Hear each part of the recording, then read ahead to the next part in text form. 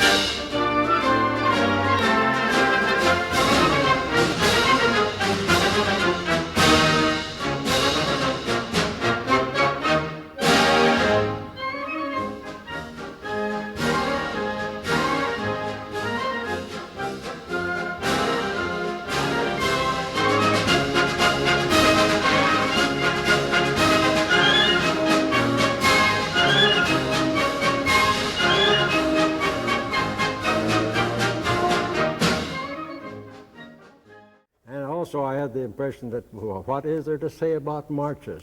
How much can be said about marches?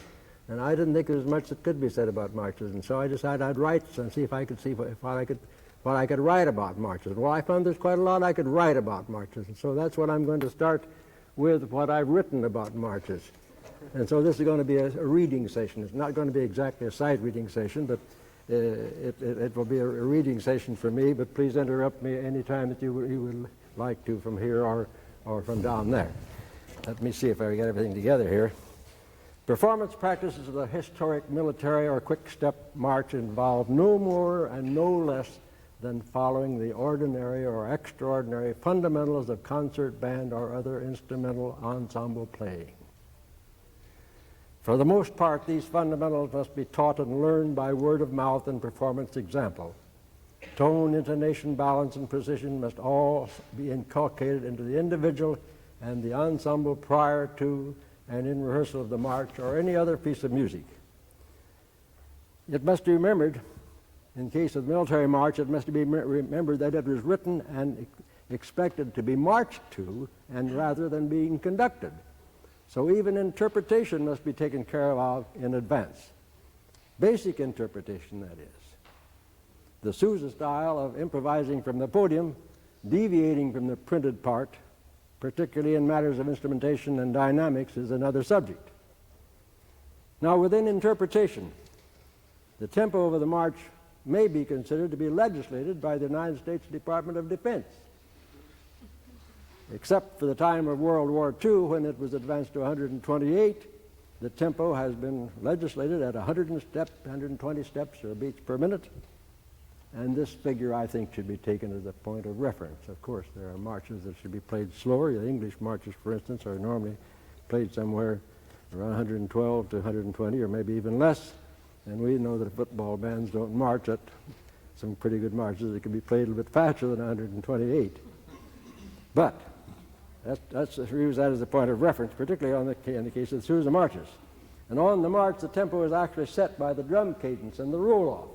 It is not meant to be changed during the course of the performance, either on the street or on the stage.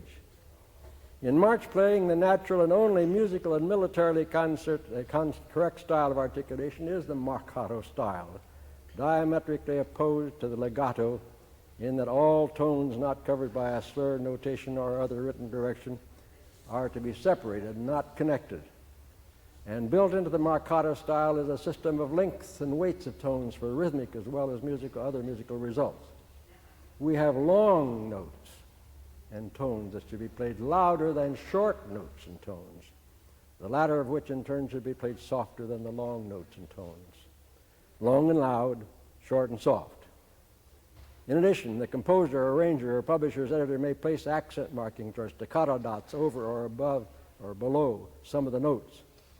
In perhaps the majority of these cases, such markings are superfluous, for in the marcato style, the longer notes would in fact be accented and the short notes would be played staccato anyhow.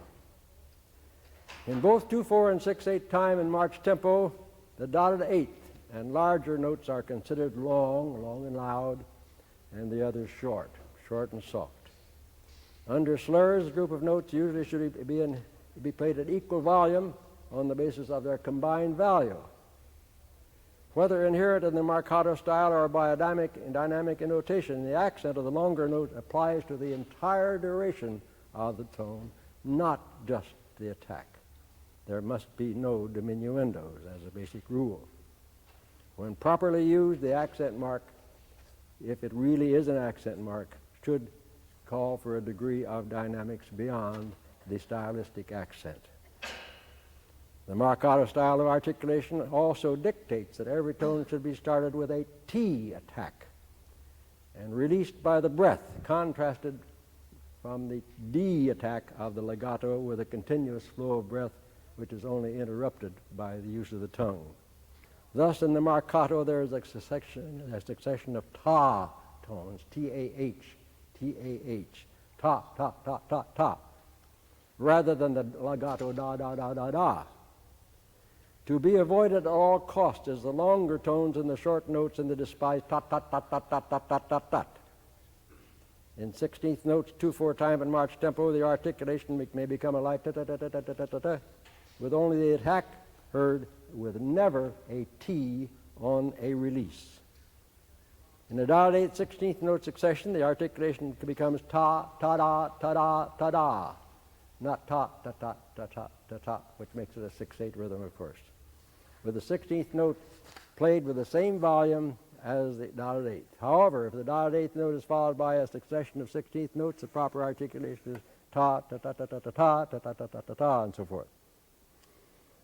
The phrasing element of interpretation must be considered and observed, not taken for granted because the phrases and their components are usually quite obvious in a military march. Usually quite obvious. But care should be taken not to drop off the last tone of a phrase unduly for taking a breath. Breath should be taken when appropriate in written rests, or in the space of as little as an eighth rest, through the nose perhaps, at the end of a phrase. Dynamics are, of course, a most important element in the interpretation of a march, as in all other music. It is exceedingly necessary that the dynamic notations be observed to the fullest extent, along with the evaluation of the part being played with regard to melody, counter-melody, and our harmonic balance. For the bass drum and cymbals in certain marches, I have adopted the practice of rewriting the parts with dynamics indicated by the elevation of the notes on the 5-line staff. And the neutral dynamics, the mezzo fortes, mezzo pianos, the notes are near the middle of the staff. The louder tones, I've noted them a little higher in the staff, and the softer notes a little bit lower in the staff. Perhaps this visual dynamic perspective might be useful in the imagination and evaluation's tendency of playing melodies, of the wind players also, along with the natural and musical tendency of playing melodies louder as we go higher and softer as we go lower. Dynamics must be worked at, must be rehearsed. I wonder how many of us actually rehearse dynamics. Do we just rehearse technique, or do we rehearse dynamics? They've got to be worked at. They have to be rehearsed individually and collectively. Now, marches of the past were published with one part labeled simply drums. It was understood that the concert snare drum or marching field drum played the part on the third space of the staff, and the bass drum and the cymbals played the part on the first space. The marching band thus required a minimum of 3 players, while when marching, as interludes or encores and concerts, it became customary for the bass drummer also to play the cymbals. One small cymbal attached near the top of the vertically positioned bass drum and struck by its mate or by a wire carpet beater in the left hand of the player, assuming he was right-handed. This procedure produced a combined and balanced sound that marked the basic 1-2 rhythm of the march. But there also developed a performer on an additional and larger pair of separate or solo cymbals, and who was supposed to be mainly unobtrusive, yet who was available especially for accents where his sound could be left ringing while the combination tone went on uninterrupted. This solo sound contrasted favorably with the sound of the left-hand cymbal struck by the bass drum beater in the one-man combination. It may be said that the bass drum cymbal tone is crucial to the performance of the concert military march. In recent years, the one-man combination has seemed to go out of style, and there have been many variations in how both instruments are played. If the one-man combination is not practical, it is suggested that a pair of relatively small, say 12-inch cymbals, be handled by another player standing immediately to the right and slightly behind the bass drummer, so that as a two-man team they may secure the desired synchronized tone. Even that doesn't guarantee it, as I've learned so many times. That doesn't even guarantee it. But this does not rule out the solo cymbal player, who should also stand closely by, and I've seen them across the stage from each other. He should be there to supplement the small cymbals and become soloistic with more resonant sound and effect whenever proper and desirable. All players should follow the dynamic markings on the printed page, but to an extent, but the usual and almost deadly monotony in this practice should be overcome by following the melodic, rhythmic, and dynamic flow of the band, playing as the band plays, and especially as the conductor conducts. Harding used to say, "Let me play the bass drum," from the podium. "Let me play the bass drum." And I've repeated his remarks too. "Let me play it. You play as I conduct." Get rid of that dud, dud, dud, dud, dud. You hear all the time, sometimes without ceasing. It gets so monotonous. For the most part, these instruments should be felt rather than heard. They should not be too noticeable when playing, but should be missed when they are not playing. Here I am talking with three percussion players on the stage here with me, specialists, and I will find out what they have to say about some of these things. For the most part, these instruments should be felt rather than heard. They should not be too noticeable when playing, but should be missed when they're not playing. But this is for the most part. For the rest of the part, they are indispensable and should be highly noticeable for their contribution to general dynamics. Not general dynamics in quotation marks, for general dynamics otherwise, unitalicized. And particularly for highlighting unusual crescendi and accents, then dropping almost completely out of sight and sound to gently support the winds in their most subdued moments. John Philip Sousa made his own and other marches more interesting and exciting by improvising from the printed page as he went along, often omitting some of the brasses, the percussion, the flutes and piccolos, having the clarinets play at melodies an octave lower, displaying a variety of crescendos, accents, and diminuendos. He may have done much of this by prearrangement or habit, but certainly also much of it was done on impulse, with signals to the band which were almost, if not entirely, imperceptible to the audience. His players remember that he seldom played a march the same way twice in succession. The Sousa style is part of the composer's great genius and must be kept alive in perpetuity. It is my privilege to hear Sousa and his band and meet Mr. Sousa on two occasions in the 1920s and early 30s. One of my memories, in addition to the magnificence of the band itself, is of watching the famous bass drummer, Gus Helmke, as he played a Sousa march. With white hair and a very fair complexion, his face took on more and more color and intensity as he brought up a crescendo to a climactic accent. You could see that all over the auditorium. It was also my privilege to be assistant director to Albert Austin Harding and to play in his band over a span of 14 years. Harding also had heard and admired the Sousa band in his youth, and later abandoned the pursuit of an engineering degree at Illinois to become the band director. As the years went by, he became a close personal and professional friend of Sousa and copied him in many respects, including the way he played the Sousa marches. Harding made Sousa honorary conductor of the Illinois Concert Band, and Sousa left his band library to Harding and the University of Illinois. In a certain sense, I may represent a third Sousa generation, telling some secrets here. Sousa was 25 years old when Harding was born, and Harding was 25 when I was born. I'm sure it was in large part the Sousa and his band influence that caused me to stay on at Indiana University as band director instead of going ahead with a promised graduate assistantship in chemistry, which had been my major as an undergraduate. Harding taught me how to play many of Sousa marches in the Sousa style, and I conducted more than 30 of them during my 22 years as director of bands at the University of Illinois. During that time, I edited most of these marches for concert performance, both by marking up the printed parts, as Harding had often done, and recopying some of them so they could be played much like Harding remembered Sousa playing them. And in this program, I've chosen El Capitan for presentation as a demonstration, not only because it is one of Sousa's greatest marches and best known, but also that I may again pay my respects to Sousa and Harding through a demonstration of fundamental march playing in both 6/8 and 2/4 time. And I hope all of these objectives may be realized. End of reading.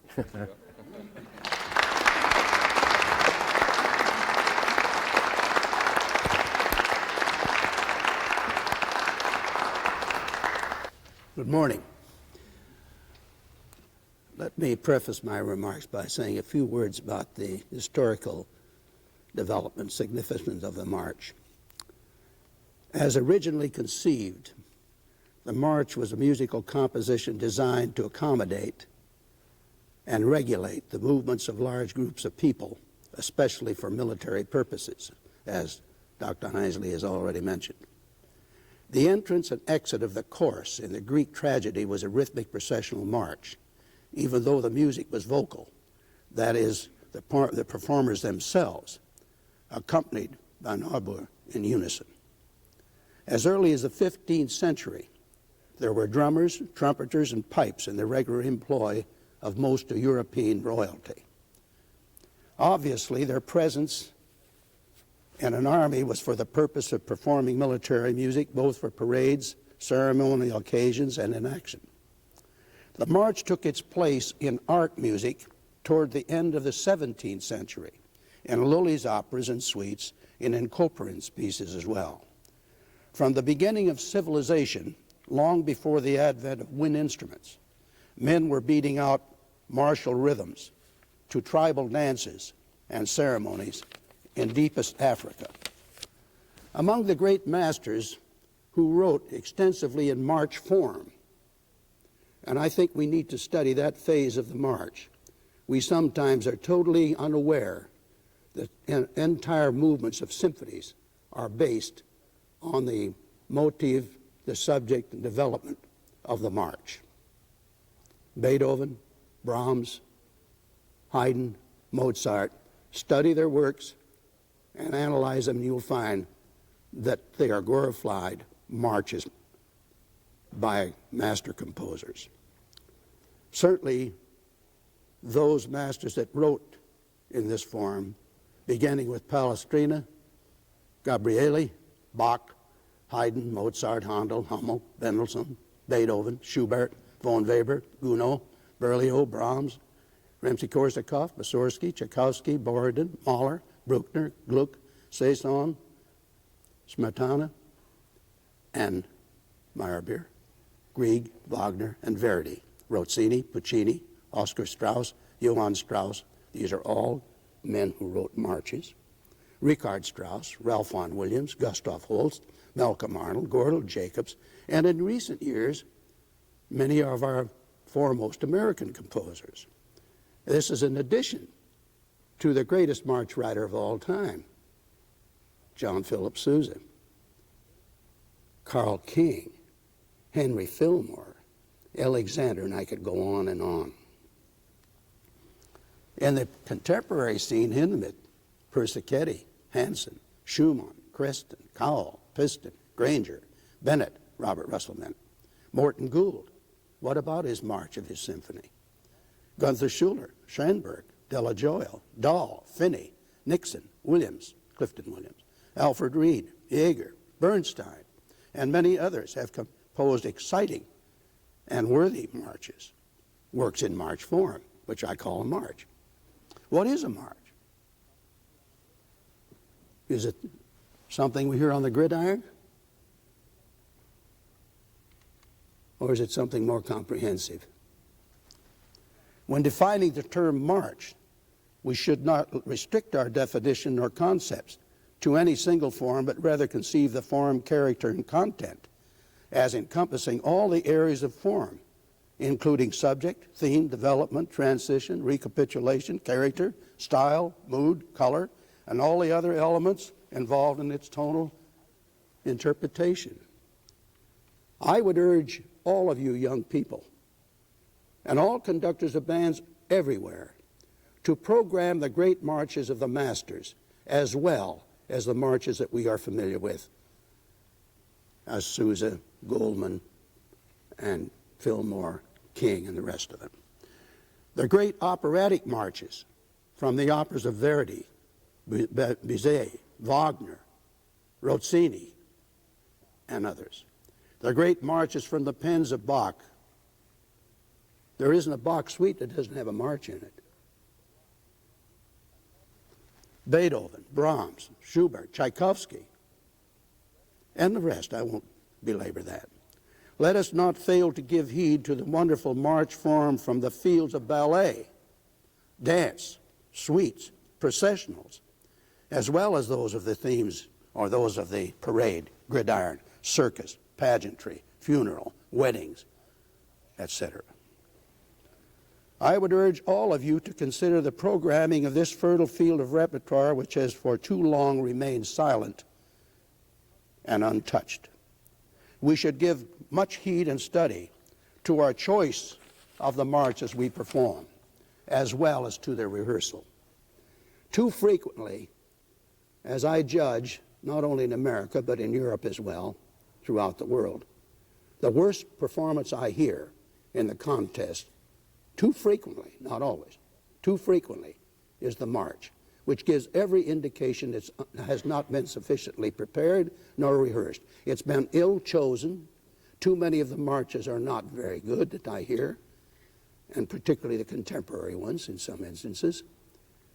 And then when I hear a Sousa march, I can see that it has been just played from the printed score with very little attention to some of the elements that Dr. Hindsley mentioned, as well as many others. I had the privilege of hearing Mr. Sousa 26 times. I had the privilege of having him adjudicate my band 3 times. And in Tulsa, Oklahoma, following the contest, I was invited to go to his suite where Dr. Goldman and Frank Simon and Dr. Harding were in the suite. I had never met Mr. Sousa. And when I walked into that room and saw these marvelous men that had been idols of mine for years, I felt so very, very insignificant and small. I had a good opportunity at that time to speak with Mr. Sousa about his marches.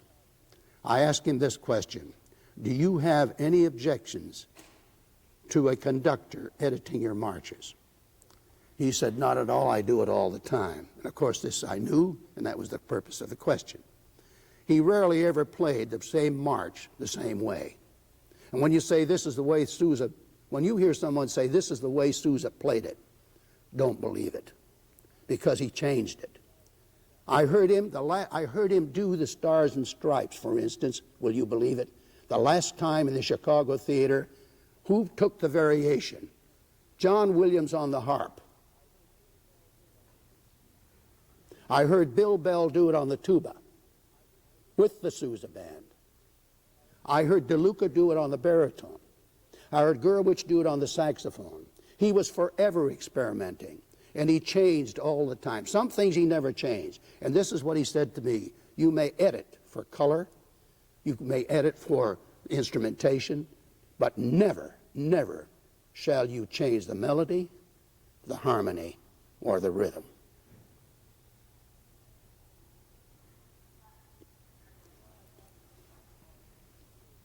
In our evaluation of the marches we propose to perform, give a great deal of attention and special consider to these points: the musical value of the march. the worthiness of it, the appropriateness for that particular occasion, grade of difficulty, does it fit your band, instrumentation requirements.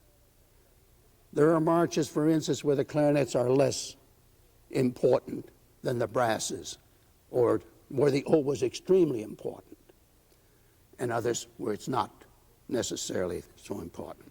The receptivity of your audience, the students and the audience and the band itself. Influences upon music education. If you're in music education, you have a great obligation to all the remarks that I have made about preparation. Do you not agree that the musical tastes, the cultural development, appreciation, understanding, interest, support, and education in the values of the arts is gravely affected and influenced by the daily diet of the musical fare that is literally tossed down the non-discriminating gullets of our public as well as our students? Do you not agree that we as conductors, teachers, and educators are responsible and liable to the students and the public's taste, its appreciation and understanding of what our program is all about? I'm firmly convinced we are. I would urge band conductors to introduce the great marches of the master composers to their bands and not confine the repertoire to the marches that live for an hour in a day. Unfortunately, but true, we have today hundreds of thousands of junior and high school band members who have yet to produce a single note of the composers that I mentioned, of the masters. It's possible to play in a junior high, a grade school, and yes, even university, and never play a note of a Beethoven march, of a Bruckner march, of a Spohr march, and etc. Unfortunately, these people are missing, truly, one of the great experiences of the band world. The fertile field of wonderful repertoire remains silent and untouched too frequently. We must give much heed and study to our choice. In our evaluation of such repertoire, we must consider the musical values and the influence and the audience reaction. Tell me why our contemporary bands are forsaking the march too frequently. Do you know one single person that doesn't like a march? Even the most sophisticated? Do you know that Mr. Horowitz ends his concerts very frequently with the Stars and Stripes? Have you ever heard him play it? You've missed something. Arthur Fiedler with the Boston Pops, if he didn't play the Stars and Stripes somewhere along that concert, they would never let him go. He'd have to play it. And I've not got some of the marches that I think possess the prerequisites that I mentioned are some of these, just a few of them. The Homage March of Wagner, three revolutionary marches, Smetana, March from Aida, Verdi, March Militaire Saison, March of Beethoven's original march, March Egmont of Beethoven, and all the way down the line, the Coxey March of Berlioz from The Damnation of Faust, March to the Scaffold of Berlioz, and I could go on and on and on and on. I just don't have the time. Why do we refrain from performing these wonderful marches from the repertoire of the masters of the 18th and 19th century? The answer is a simple one. You don't know them. And the majority of the band directors don't know them. If you do not agree that the musical taste, the cultural and aesthetic appreciation, understanding, and educational development of a nation and its people is gravely affected by this, you're mistaken. As conductors, teachers, and educators, are we not responsible for this? I think we are. And yet, it's rather ironic that after a quarter of a century of instrumental music as a part of our daily education program, we have yet to achieve a respectable, supportive attitude from the administration and public on what we are doing And simply because what we're doing there, too frequently the audience doesn't understand what we're doing. And they don't appreciate it, and they won't come back. You cannot educate an empty hall. And what bothers me more than anything as I go around guest conducting, even in university campuses, is the scant audience that's there. I'm going to brag. Hill Auditorium on our campus seats 4,400. And ask anybody. When we gave a concert, you better come early. And it wasn't necessarily the quality, although that had something to do with it. It was repertoire. I never played a concert once that I didn't play a march. In fact, at the end of I have some programs. The end of the march was called the concert was called March Time. 3 great American marches by 3 great Americans. Something like this. Play them. Find out that your people love them. I think we need to give much thought to this. So long as we continue to neglect the musical creations of these people, we are going to continue to suffer in the attendance, the interest, support of our band program. As I look over this audience, I see a lot of young people. Your whole career is ahead of you. Please give some attention to the march. And as far as its interpretation is concerned, give just as much interpretive study to that as you would any symphony, any overture, any suite by the greatest composers. Too frequently, we look upon the march as something we play 2 or 3 times and then perform it. A good performance of a march requires as much careful. Mr. Fennell is doing a lot in developing this very thing through the scores and his careful editing of the marches. Dr. Hindsley's mentioned with Dr. Harding. If you didn't hear the Illinois band play under Dr. Harding, you missed something truly worthwhile, and particularly, again, his interpretation of marches. In my contests, in the days of my contest participation, I want to assure you that I spent every bit as much careful study to the performance of that march as I did the required number. The first note that Mr. Sousa, Edwin Franco Goldman, Arthur Pryor, I could go on down, Frank Simon, Dr. Harding, all of it, Bachman, Bainham, the first note they heard of that band was that march, the introduction of that march. And you can't make me believe that they weren't affected by what they heard at that moment. It had to have some effect upon their reaction to the final grade that they were going to give. If you started and you were out of tempo, too fast, too slow, you were out of tune, it's always amazing to me that you think you can play the required number in tune when the warm-up march is out of tune. How ridiculous. Or rhythm, or balance, articulation, dynamics, all the things that have been mentioned. They're all in a march. And what else is there? You mean that these are not important in the march, but they're important in the required number or in the overture? I don't believe it. Thank you.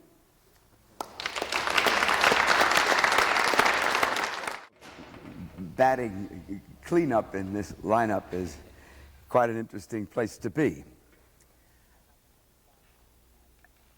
I'd like to confine my remarks, if I may, to some thoughts about the quick-step march. Dr. Revelli has covered the wide-ranging field very well. Contemporary interpretation of military marches or of much music which was published in quick-step editions, that's that 5.5 by 7-inch size, it obliges us all to remember the purpose for which this music was composed and published in the first place. Played while seated indoors, away from the field of review, the street, or the circus tent, this music undergoes a transition not required of other musical forms, such as the overture, concerto, or the symphony. But the waltzes of Johann Strauss the Younger, for instance, also require similar remembrances and adjustments when transplanted to the concert stage from the social dancing room for which they were composed. The great bulk of march literature, and it is vast indeed, was conceived for functional mobile performance out of doors, where the turf's soft green rug, ground covered with fine gravel or hard stone, are surfaces which control the acoustics of that band's performances.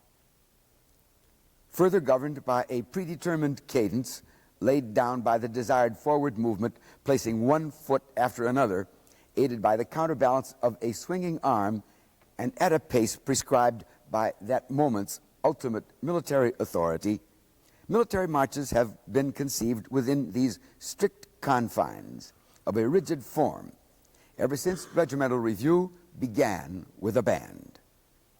Moving this indoors and seated requires modification. And the form was also dictated by what became a standard size, that 5.5 by 7 again. This is a small piece of paper. And into this area, a composer's ideas became limited to, let us say, the 136 measures of two-pulse music graphically exemplified by Henry Harold Bennett Fillmore's essay in classic simplicity entitled Military Escort.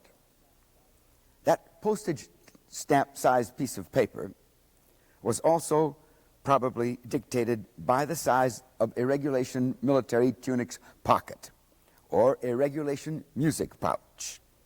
Moving this indoors, the quarto-size edition became inevitable. The military march style, a la military escort, of course, begins with an 8-bar, 16-count attention getter. In this case, one of those marvelous pyramiding fanfares that prepares the troops to begin moving on, or to step off on count 17. Now, its rock-solid harmonies are simple and attractive, and the trombones in the front rank project a tune to go with more trumpet fanfares. Combined, they move the troops in steady measure and with great security.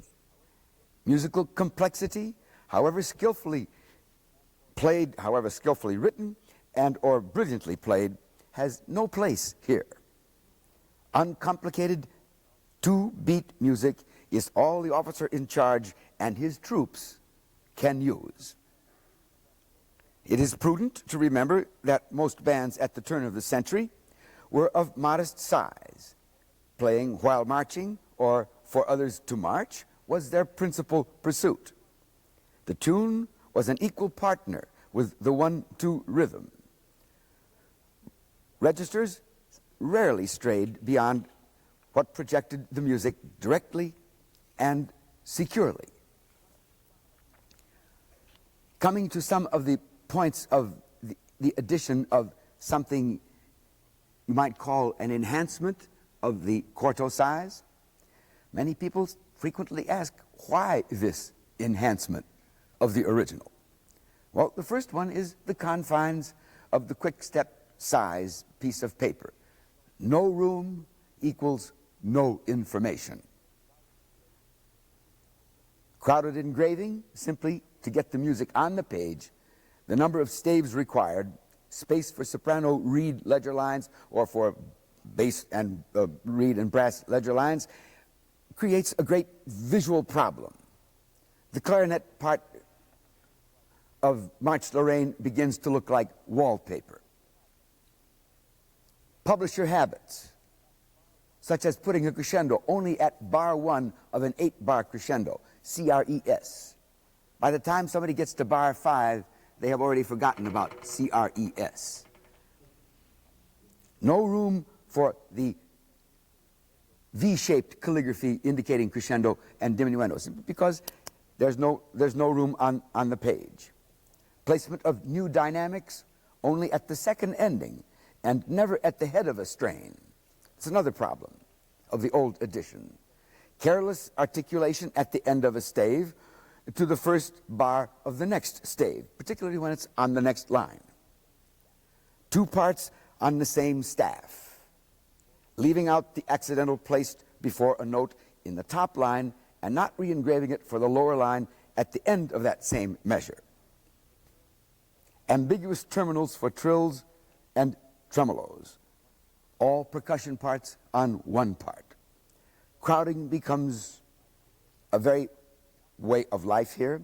It causes the accents and the sforzandi to look misplaced because they have to be jammed in there. Errors that remain uncorrected by the publisher are another part of these great marches. Preparing that great classic Colonel Bogey for the quarto-size edition, I discovered that ever since 1913, a bar was missing in the 2nd strain of Colonel Bogey. That's the 3rd cornet part, but that's no surprise because I'm sure nobody in the British Army plays 3rd cornet. The bass drum and cymbals, and especially the bass drum, were the outdoor for marching band's heartbeat, the metronome. The bass drum was the conductor and leader, regardless of who might have been making up-down motions up front. The bass drum's thick calf heads were tuned with rope, slide ear tension, and the head was stroked with a hard, no-nonsense beater, not like today's mush bags. No paper or rags were stuffed inside. The heads vibrated freely, and if the bass drummer didn't like the sound of the bass drum he was playing, he could always take up the piccolo. As freely as all of that heavy fancy lettering happens to be, sometimes one of the things about march bass drum heads was all that fancy lettering on the head, just to let the people know what band it was that was passing by in review. I remember John Adams High School Band, Cleveland, Ohio. By the time you put all that lettering on the head, the tone was gone. Cymbals at the turn of the century, and this is where most of these marches were written, larger than 15 inches was very rare. 13, the customary size. But today, we're playing these marches with those gongs with handles on them. And the sound is a little bit different, and on top of that, there is no Amazon nor no Chicago Bear player that can go all the way through a march with one of those 22-inch pair of cymbals. But somebody keeps trying. Field drums and those thinner mixed rope tension drums and the first attempts at screw tension were what was used at this time. But the heads were calf, beater, and snare. There was no throw-off for the snare. All were played with heavy sticks.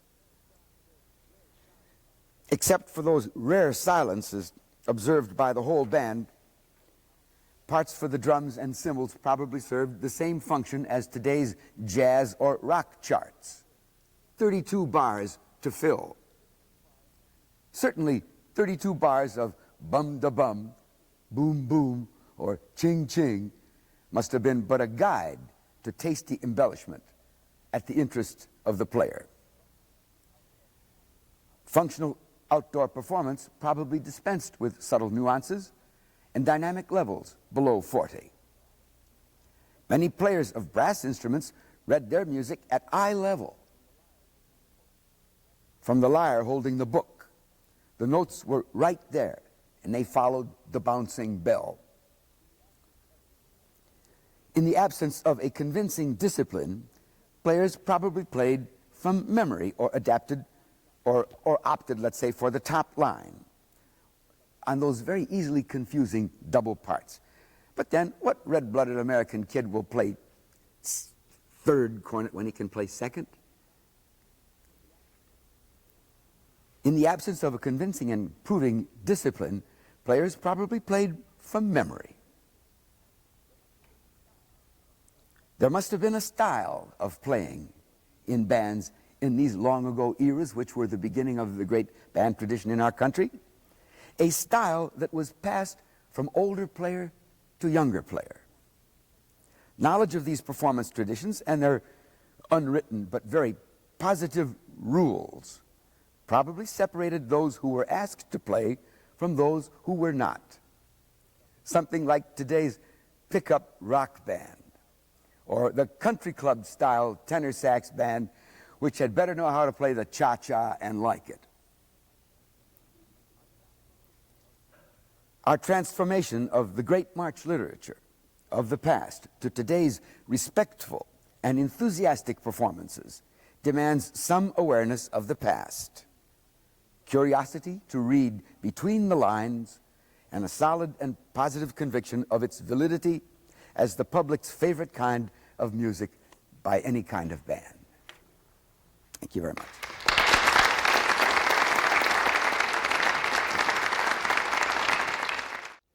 By the way, I think it could be borne out that nobody plays third cornet or third clarinet.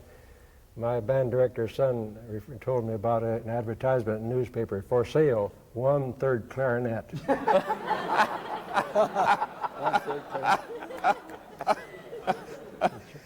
The mention of the great Austin Harding's concept of Sousa marches, I was very happily exposed to that during 3 summers at Interlaken. It was a marvelous disease. I still have it.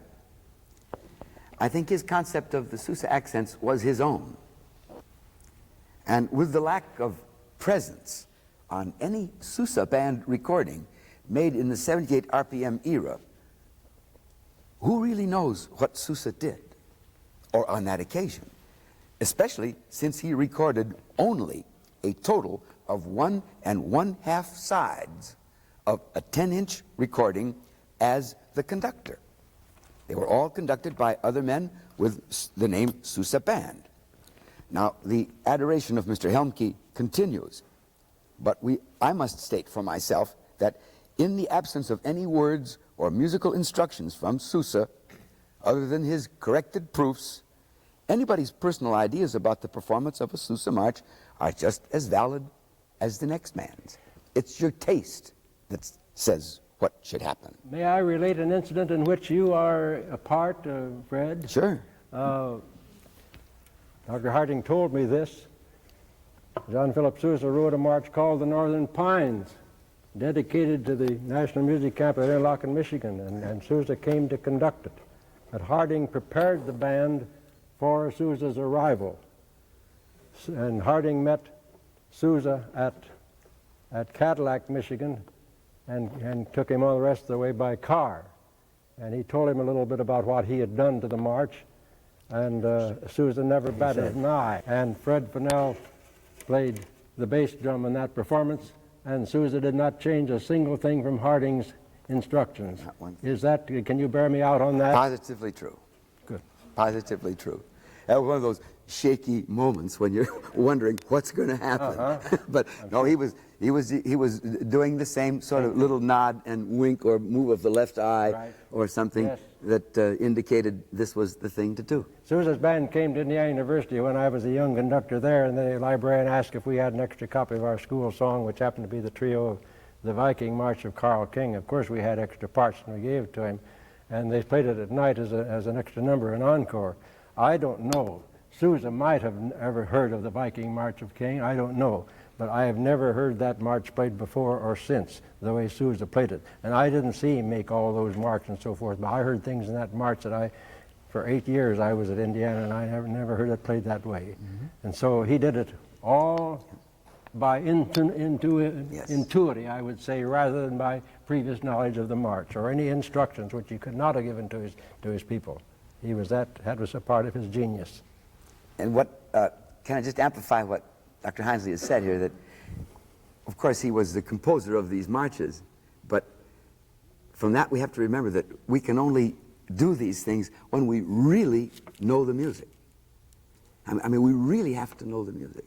Know it, know it, know it. And since I came from the era of my 2 colleagues here as a student, we played them. We played them and we replayed them. And it became a part of the fabric of life. It wasn't something that was added because it was good for you. It was a part of life. You couldn't think of it being any other way. So therefore, we all started to sing them and play them early. And figure out what we were going to do in that great day when we finally got our own band, if we ever did get it. We kind of lived for that day. I know I did. I used to march my way to John Adams High School, and I can see the neighbors all along the street saying, well, boy, here he comes again, you know. But I was marching my way to school. I wasn't walking. I was marching my way to school. I'd like to ask a question of the audience, if I may. How many marches of Mr. Sousa do you know? Well, let's go down the line. You know the stars, I mean, you know the titles. The Stars and Stripes Forever. And please don't call it the Stars and Stripes. That isn't the title of it. Dr. Hines is going to conduct El Capitan. I wonder if you know it's an operetta, and that one of the hit tunes of the operetta is El Capitan. It's being produced at the Michigan Theater next week in Ann Arbor, with our top tenor singing the lead and our top soprano It was singing. on Broadway not long ago. That's right. I also, did you know that The Freelance is an operetta?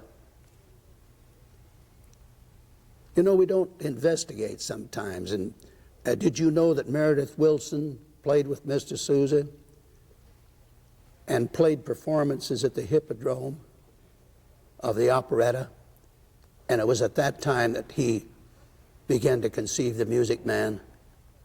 And that he also said, Meredith Willson told me this story himself. He was on our campus and conducted and told me the whole story about it. He said, the Music Man was written through a period of 24 years. And the tunes in it had nothing to do with the story at first. And he determined that he was going to write a march that would be as popular in his musical comedy, The Music Man, as El Capitan was a popular tune in The Freelance in the operettas that Mr. Sousa wrote. And he wrote the 76 Trombones, of course, which was one of the hit tunes of his musical march. and a great march.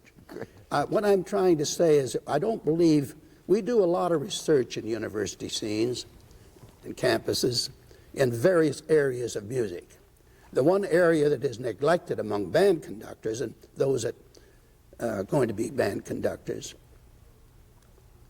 is the very area of which I speak. How many known diplomas did Henry Fillmore write under? If he'd written nothing but military escort, he could have lived comfortably. Good enough. He could have lived comfortably on it. But he also wrote, and they're great stories, and they're true, of how he left home, and he wrote music, and his own dad published it and didn't know his son had wrote it. He wrote under the name of Harold Bennett, Al Hayes, Mike Beans, Henry Fillmore. Did you know that he also wrote a piano solo composed by Henrietta Fillmore? And his dad published it and didn't know his son had written it. Carl King wrote under the name of Carl King, but his first publisher was Barnhouse, and it happens that all the great marches, it seems like, were published by Barnhouse. Yeah. Carl King told me that. Yeah. And when he wrote under his own name, he didn't do so well, as he did when he wrote for Barnhouse. I think all of these things are interesting, but they're all historical facts and things that we should know. How many marches do you know of Carl King? How many do you know of Pinella, R.B. Hall, Chambers, Alexander, who never wrote a bad march? He didn't write many. But it's strange, in our university environment, we learn we have musicology courses and music lit courses, and we don't get into this area, which is so very important. If you were to take the marches away from John Philip Sousa that he wrote, John Philip Sousa's name wouldn't be known nearly as much as it is today. He's called the March King, but he was a fine conductor and had a great band, a really true, not for its day, a great band for any day. And he was a fine musician, and he knew how to appeal to the public. When he played a concert, after every number was an encore. Why did he play the encore? The public demanded it. And they'd have a little easel out on the side of the stage, and here would come the thunder. And that would go out. Next one would be El Capitan and my Nobles of the Mystic Shrine and Washington Post, etc. If he hadn't done that, he would never have tracked it. Do you know that Sousa is the only organization, ensemble in the history of music that traveled at a profit? The Metropolitan no longer can go anywhere. They can't afford it. We can't have the Philadelphia Orchestra at Ann Arbor or May Festival anymore. We can't afford it. If Sousa were here today, I would say that he would still move with the times and he would be playing as I've often asked, do you think that he would be able to survive today? Not the same way he did, but he sure would. He was that kind of a man. And also, his band was so great, anybody would want to hear it. When he played Chicago Theater in his last days, his last year, it was not the Sousa band of the old days, but it was a fine band. It was about 60 members. I took the Hobart band in to hear him at the Chicago Theater. He did 3 performances a day of 30 minutes each, which didn't give them really a chance to do it, but after all, it's a movie house. We stayed in line all the way around the corner to Marshall Field store, which is a block, with my band waiting to get into the Chicago Theater to hear him. He was booked for 1 week and he stayed 8. And that's Sousa in his latter days, and the public still clamoring to hear him. And you know what they went to hear? The same reason they went to hear Fritz Kreisler, his encores. Caprice Renoir, Shane Rosemarie, and all these. And if you didn't play those people would come out of there very, very disappointed. So I seem to be making a plea to you to play marches. And I am, because we're neglecting them. For some reason, we're belittling them. I don't know what the reasons are. I hear bands play, for instance, a symphony, Giannini or whatever it is, Hindemith or whatever, and then they play a march, and I'm disappointed in the way they play the march. They play the Hindemith Symphony much better than they did the march. For some reason, the conductor didn't give enough time to the march, or belittled or underestimated the importance of it. The interpretation of a march has all of the same elements and ingredients that you'll have. You can't play out of tune, you can't play with a bad tone, out of balance, out of rhythm, wrong notes in a march and expect it to be effective any more than you could in anything else. Articulation. I wonder if I could pick you up on the point you made, Bill, about programming them. Here's just 2 groups of a 3-march category for a program. The Rifle Regiment Sousa, very solid regimental style march, unusual Sousa, big da capo all the way back to the beginning. Certainly not a march for marching because of all those silences. It's an a la brave march, and the keys are D flat and G flat. The next march, the Valdres March of Johannes Hansen, the Stars and Stripes of Norway, Stars and Stripes Forever of Norway, excuse me, Mr. Rowe. It's a continental symphonic march in a continental style, requiring marvelous solo trumpet. It's a change of pace, remarkable piece. The closer of the 3-march segment, I might suggest, again, another, this is all in a la Braves, F and A flat, his honor, Henry Fillmore. Adaptable to the circus style, or as a standard march tempo example. This march is always a success. Many variations in performance are possible, including those written as an alternate to the printed music by Mr. Fillmore and published by him. Unsurpassed encore. Another group of 3 marches that are in variety. Colonel Bogey, Kenneth Alford. Solid British masterpiece, very familiar to almost all audiences, filled with quiet contrasts and memorable tunes, great counter melodies. It set a standard in style that remains Kenneth Alford's. The next march, Wien bleibt Wien by Johann Schrammel. 2/4 again, a classic of the Austrian march literature, unmilitary, outdoorsy, nostalgic, light-textured, continental style, recapitulation back to the beginning, ending at the trio. Closing march of this segment, King Cotton, Sousa, all-purpose Sousa, for dancing, marching, sit-down playing, from his early success with his band, contains many of the elements that make his marches individual, a listener's march and a player's delight. May I put in a little bit of a note regarding the makeup of concert programs? It's been mentioned that Sousa played an encore after every number. That is just about the size of it. And they used to have a boy come out and change the, well, as a matter of fact, he had program numbers. He would put number 1, number 2, number 3, and so forth on it, and the boy would come out and turn the cards over so the audience would know what number was being played. And in case of an encore, why, the boy would put in a card showing the name of the march being played, so Sousa would never announce anything from the stage. Well, Harding was doing that when I first arrived on the scene there. He would have the program numbers, and we would have somebody from a lower band come in and put down the numbers of the according to the printed program, and also what encores. Well, that changed very gradually during Harding's remaining tenure, and he reserved the marches and the lighter numbers to the end. That was he called them the dessert. We've had the main course, we've had the wine, we've had the main course and so forth, now we have the dessert. And I followed that procedure more or less. I call them selected lighter numbers. I had them listed there so I would play them without the audience thinking they were encores. And we'd play the selected lighter numbers. I'd tell them how many we're going to play, 1 or 2 or 3. And then after that, then I'd come back for encores. And believe me, that was necessary. I'd play what I call selected lighter numbers, which are always include at least one march, and maybe something of a Spanish character or a Latin character, but always we'd come back for encores after that. And we gave our concerts twice on consecutive days because we didn't have an auditorium that seated 4,400. Our auditoriums were only 2,000 or so, and so we gave our concerts 2 nights in succession in order to accommodate the audiences. Those were just little afterthoughts that came in here. The audience sings and the band sings. I love a Sousa march.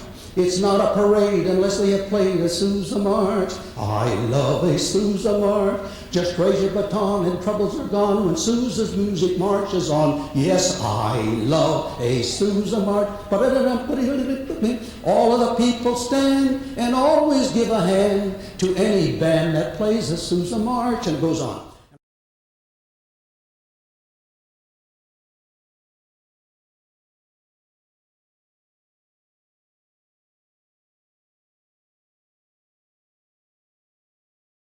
Great now. Ah, yes. I see a bass drum with a cymbal on top of it back there. Now that's what I want to hear. I want to hear this bass drum.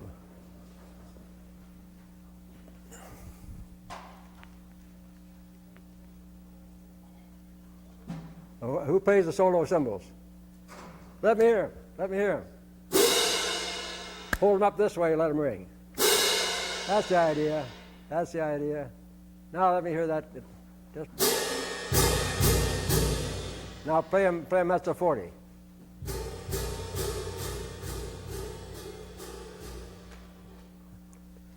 Start in the first strain. The bass drum and cymbals together. Start on the first strain here, and just play march tempo. Let me hear it.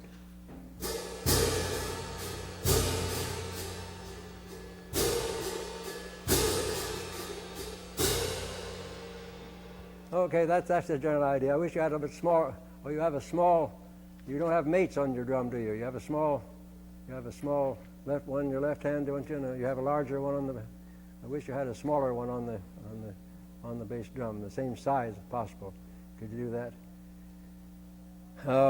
Yeah. All right. When we have you up near the top, I sure want to hear you, but most of the times I want to just feel your presence. I don't want to hear it. You're just underneath the band. Where's the snare drum? Oh, 2 snare drums. I prefer just to have 1 snare drum on the march. You can take turns. One play one strain, one another, but just one's enough. One's enough. Okay. All right. Let me see. What about that? I've got some notes here. Yeah. Now, make the difference here in between in the eighth notes and the quarter note. Ta ta ta ta ta ta ta ta ta ta ta ta ta ta, and then the accents. Ta, more. When the accents are noted here, they mean more than the usual difference in value. Just sing that through for me. Sing it for me. Ta ta ta ta ta ta ta ta ta ta ta ta ta ta ta ta. All right, that's for a lot of you. That's for a lot of you. But I see here the bassoons have ta ta ta ta ta ta ta ta ta. No accents, huh? Horns, you have same thing. No accents at all. Ta ta ta ta ta. Tubas, you just have ta ta ta ta, don't you? Don't pay attention to me when I give a little big accent like that, unless you have it too. Yeah. All right. All right. Now, let's play a little bit of it. Let's play a little bit of it. Now it says double 40. So we're giving out. And then make the difference between the double 40s and the 40s. Okay?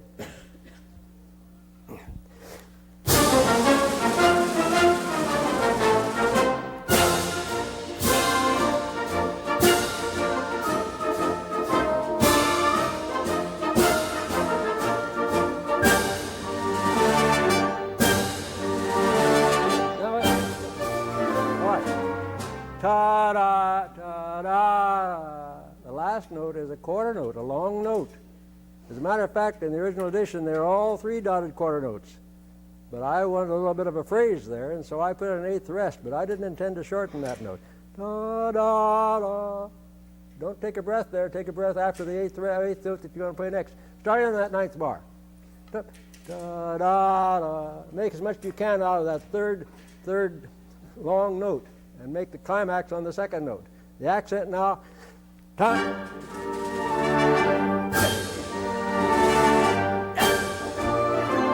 That's the idea. Once more. Just forget about the breath. Forget about the breath. I don't care where you take a breath. You can play the whole piece without a breath as far as I'm concerned. I don't want to hear any breaths. Take it wherever we want to. Once more, that same place. Ta. Yeah, all right. But also, I want to hear the trumpet come through without any diminuendo. Let me play those two bars, trumpets.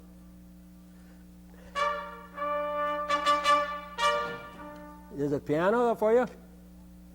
It is piano crescendo, isn't it? So you come up with that, and ta-ta-ta, those last three eighth notes, we want to sing out over above the band again. That's it. Sing it out. When everybody else is going down, you're going up, you see. There are lots of these different things. Now everybody together again, those four bars.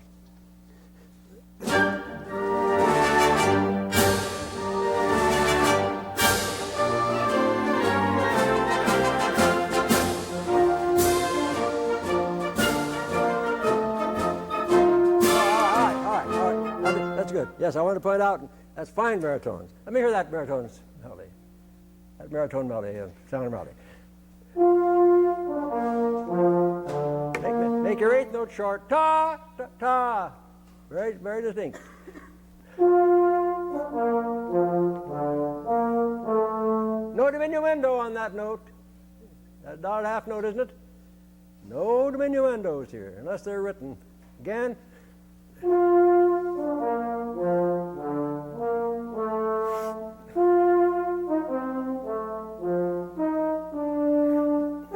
That's it. Sneak a nose, sneak a breath. Go through your nose or anything you want.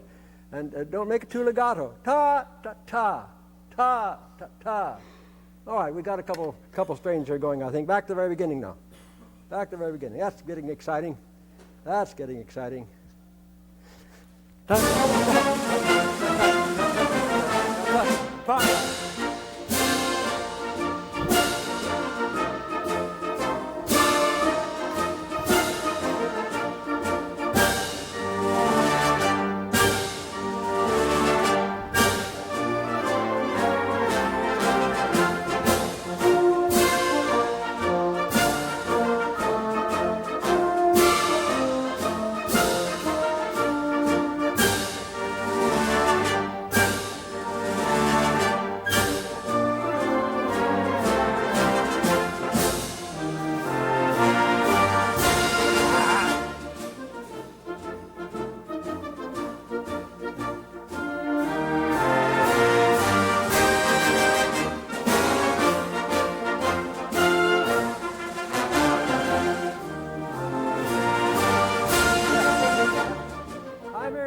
I'm hearing too much tuba, aren't I? It gets to be a sort of a rolling tone. I don't know which one of you it could be. I've been hearing a little bit too much at the very, very top. I like that enthusiasm, boy. That's great. That's great. But be under. Your atlas, you can hold the whole world on your shoulders. But we have only a small planet here to hold up. Do the second strain. What is the number 2, is it? Number 2. I like that crescendo, but don't let the tone get away. Take the pickup.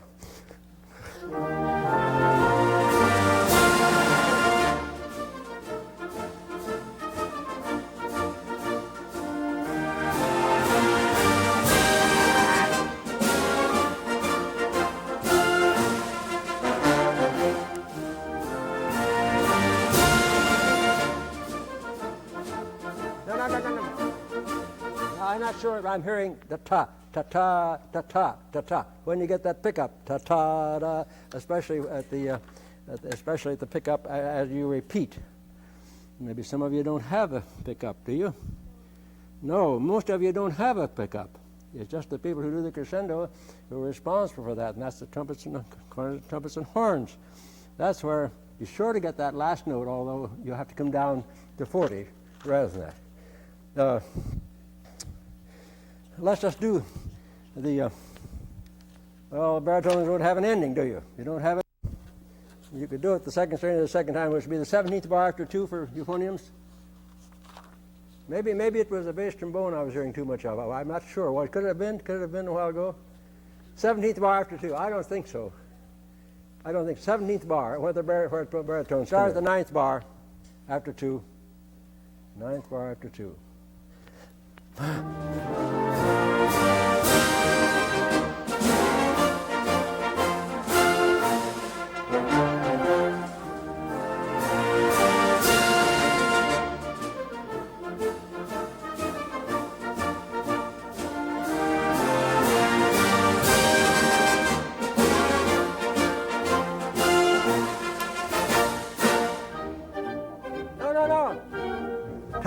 Ta-da, ta-ta-da. Da-8 is a long note, not ta-ta-da, ta-da, but ta-ta-da, ta-da, ta-ta-ta, ta-ta-da. And those tia, tia, tia are quarter notes when you get to them. Trio.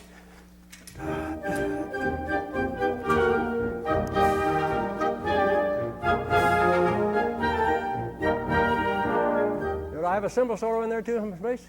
I don't hear the cymbal. Don't hear it. Trio. Ta, ta, da, and the tia is accented because it's the equivalent of a quarter note. It's the equivalent of a quarter note. So ta, da, da, all right. Ta, ta, da.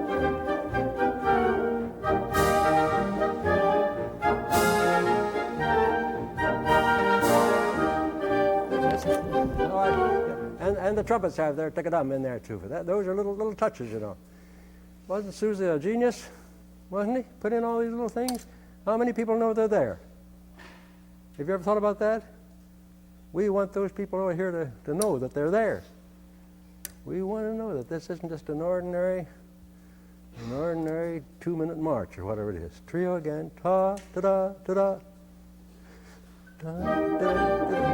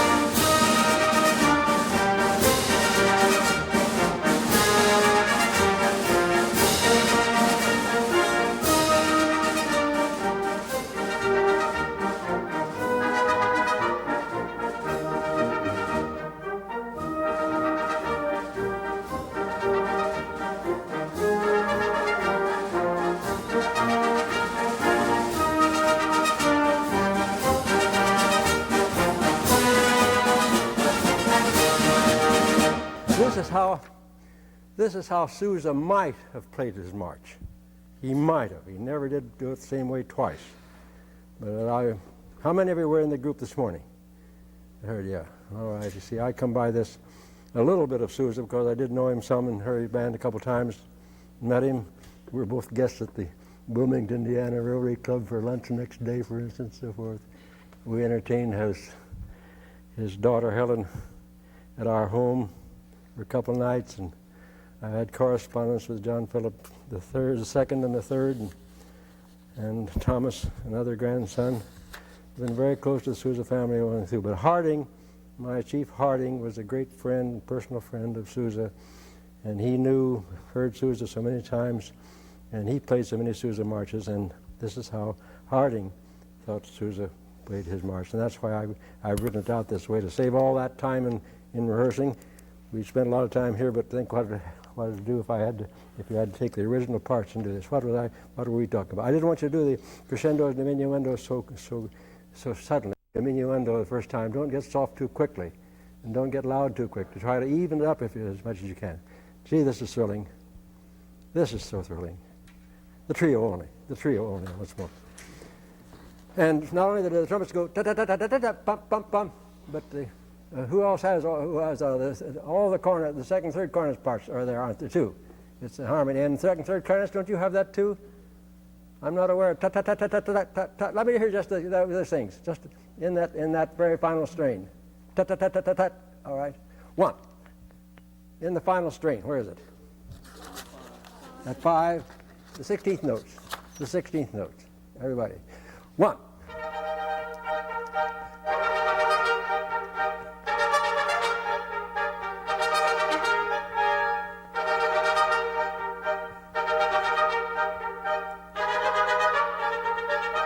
Yeah. Did you hear that the other time when the band was playing? Were you aware of that when the whole band was playing?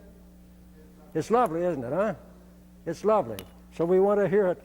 We want to hear everything that goes on in the band, including those little things that we sort of shut aside. That just makes that last strain so much. From the trio, which is what number? Ta, make that first note a long, those dotted eighths are long and loud notes. Ta, ta, da, da, da, da. Ta, da, da, da, da.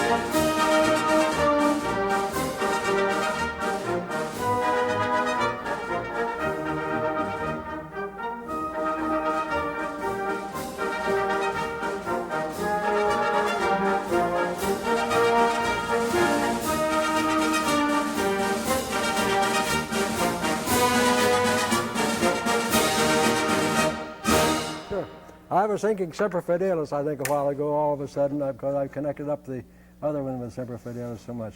How many of you knew Carlton Stewart? Any of you knew Carlton Stewart? A long-time band director at Mason City, Iowa. By the way, I was wondering what our tempo was. What do you suppose our tempo was now? Anybody clock it? Anybody clock it out there? Anyhow. Carlton Stewart was a buddy of mine. We were together all of our lives practically. I mean, not actually physically, but we were in the same activities and elected to the ABA the same year and so on and so forth. Carlton died within the last month or so.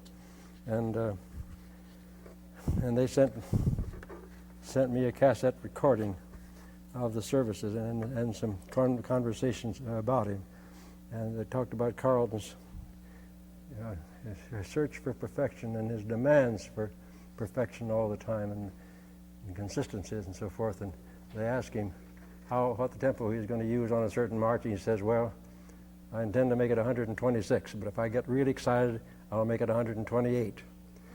Well, he was that close to it. Well, the best recording, the one that I like to play, I've played it many times with my own band, and we've taped it usually, but the one that I like best, I find that I played it at a tempo of 116. Well, it's my intention to be 120. If I'm not quite excited, I may do 116. If I get a little bit more excited, I may take it a bit faster, but that's the tempo that I want for this march. Not that all marches have to be played that way. Well, you play that wonderfully. There are a few things I want to spot today in the march. First of all, that phrase, the ninth bar after number 1. Ninth bar after 1. You got that where that is? There's several things going on here. Oboes, let me hear you play what you do. The ninth bar. That's all they do, isn't it? See? You just, and then do 2 of them.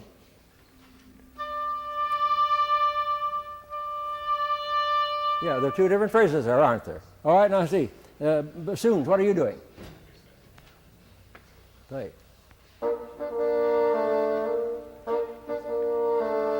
Yeah, all right, that's another group. Now, bass clarinets, contrabass clarinets, string basses. I know there are string basses. Play that.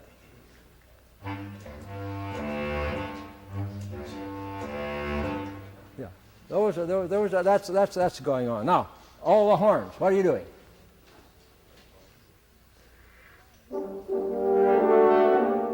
Make the last note a bit longer. Make the last note all the way through, all of you, a little bit longer. I made a mistake in putting an eighth rest in there. Did I put an eighth rest in there at the end? That's a mistake. I shouldn't have done that. At least all I want is a phrase marking there. And the trouble is, because the next note does not belong, in the next bar, it doesn't belong to that. You end the phrase there. Again, horns.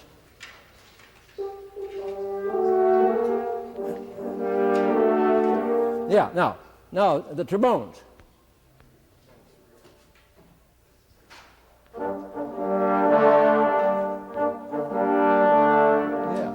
You see, that's it. The phrase begins on the first bar and ends on the first bar. In other words, well, now the rest of you. Oh, what about what else have I got here? Tubas. What do you have?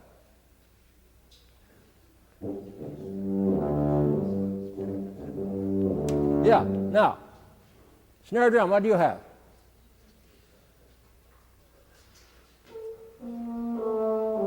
Snare drum.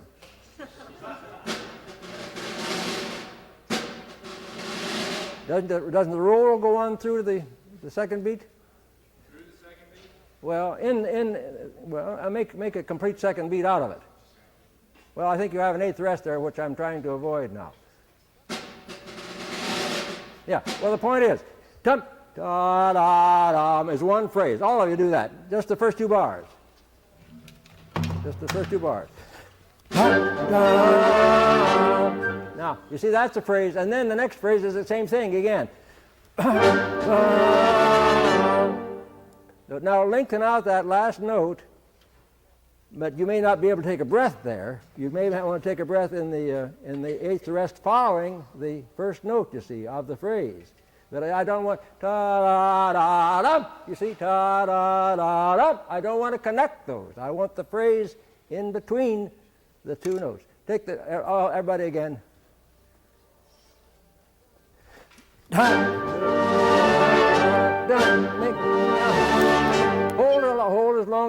on to the last as long as you can. Oh yes, we have the trumpets going tick-a-dum, tick-a-dum, tick-a-dum. We have that in there already. Now start right on number 1. Start on number 1 and see how that works out. But try to confine the phrasing to those 2 bars.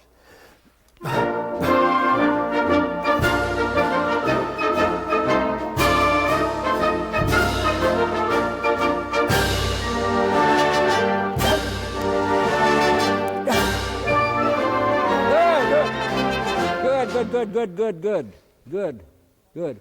Now, in the trio, tum, ta-dum, ta-dum, pum, pum, pum, ta-dum. That 2/16 and an eighth note is equivalent to a quarter note, which means it gets a bit more volume. See what I mean? Play it on the trio. Is there a number there? Number 3, is it? All right, number 3. There is no accent marking. It doesn't require an accent marking. It just requires the same volume as a quarter note. All right? Dun, dun, dun,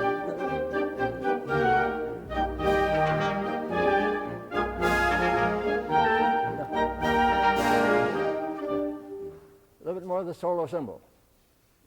A little bit more, I don't quite hear it. Again. And a little bit less of the bass drum, except on the pump pump. Just let me feel the drum on the rest of it.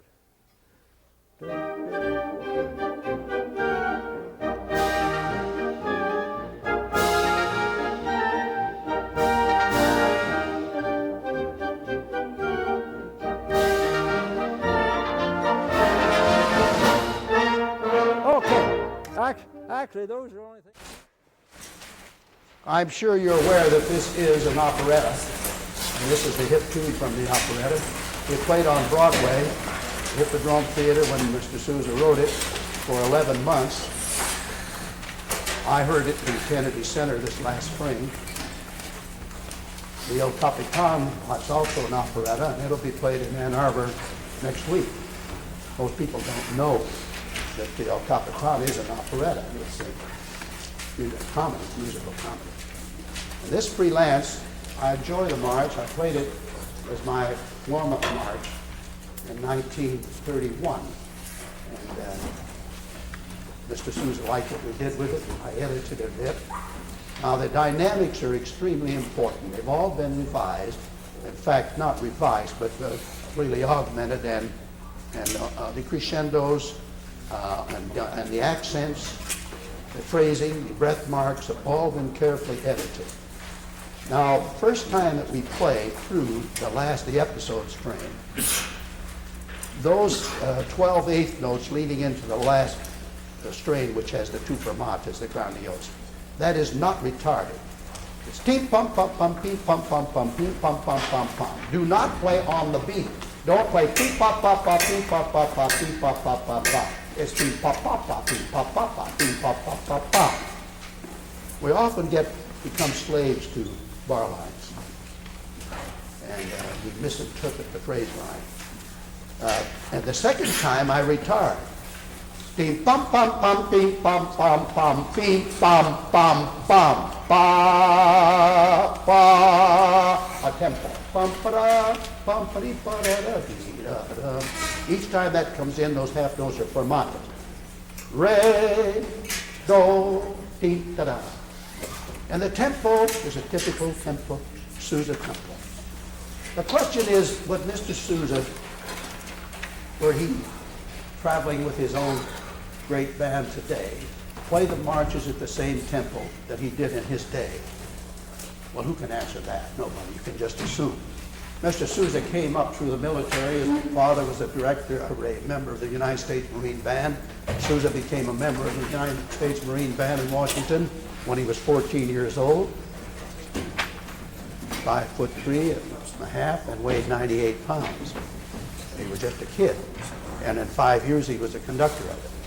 And the rest is history. But the style is always one of precision, accuracy, drive, energy, and particularly dynamics and accents.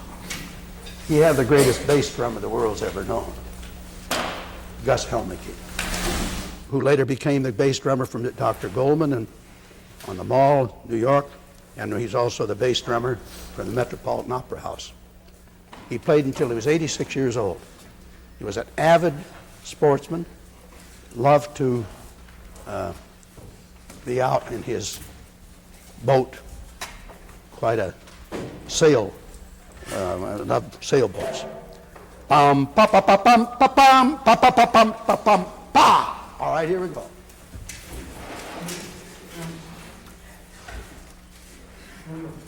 Mr. Crescendo. All right, again. I have a feeling, band, you're playing as if you think, well, this is a march. It's not a symphony, it's not a tone poem, it's not Don Juan, or it's not... Play it as seriously and with... you know what? Well, I want to say this. I miss the spirit. Am I just assuming that? Or am I getting it? It's not dum da da da dum da dum. It's dum da da da dum ba bum. You're going to have to convince me I paid $29 to come and hear you. And I'm nice. I'll walk out on you. Here we go. No, seriously, give me a little spirit. Play it like you love it. Enjoy it. And do love it. Enjoy it. It's like going up a peak. You put your foot on the accelerator. That's just natural. You do it even if it wasn't written. That's the peak, and you let go too soon. That's a dotted quarter tone tied.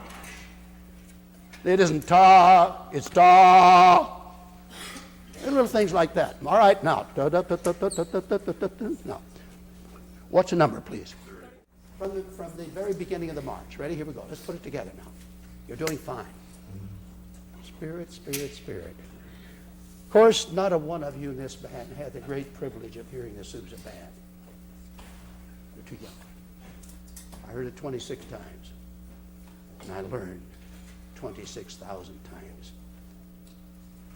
He rehearsed his marches. Ask anyone that ever played for him. As assiduously as he did anything. There wasn't by accident that the people clamored to hear his marches. They went to his concerts to hear his marches. I've never heard a band playing like that. Every little nuance, every little accent, the march king. Don't underestimate the importance of it. You don't know one person of your entire acquaintance that doesn't like a march. If he doesn't or she doesn't, will you please tell them for me to see a psychiatrist? They got a problem. All right, here we go. Ready? Now. Dotted quarter note. Ta! Horrible. Bam! Don't go ta. Don't let the note sink. Put that breath in and hold it straight up there right to the very end of that note. And make it a long note. Big note.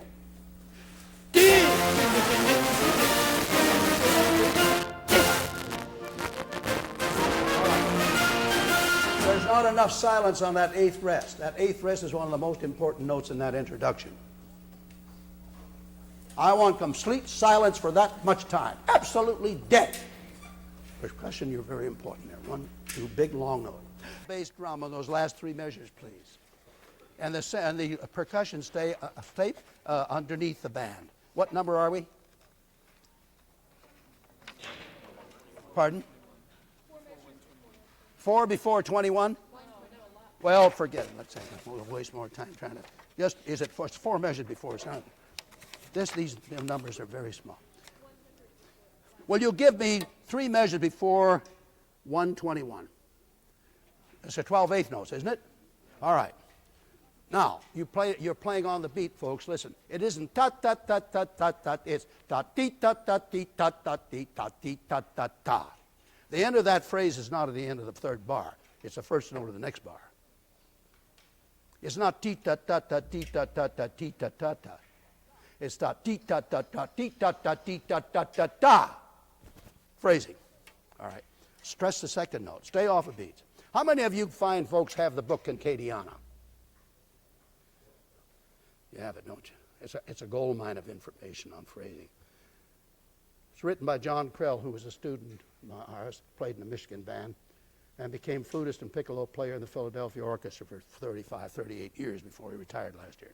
He studied with William Kincaid, the great flutist, and Tabito, the great oboist, for a number of years, chamber music and everything. He wrote a book called Conductors, dedicated to William Kincaid, his teacher, Conductors. It's a gold mine. If you're going to the music field and you don't have that book, you're missing something. Conductors by John Krell. He goes through all of the phrasing, just what I'm giving you here.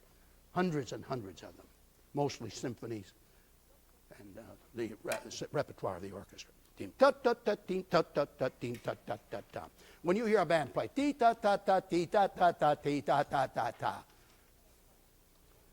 phrasing is wrong. It's tee ta ta ta. You don't always stress the first note of the beat. All right, here we go. Tee ta ta ta.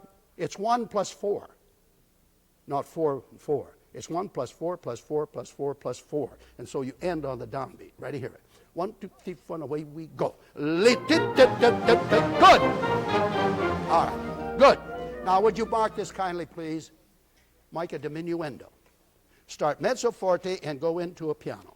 Da, dee, da, da, dee, da, da, da, dee, da, da, and then sing. Can you sing more on this note? I don't, you know the one thing I miss? Nuance. It's a word that's not used enough, and we don't think it enough. Who can define the word nuance, N-U-A-N-C-E? Raise your hand. Isn't that interesting?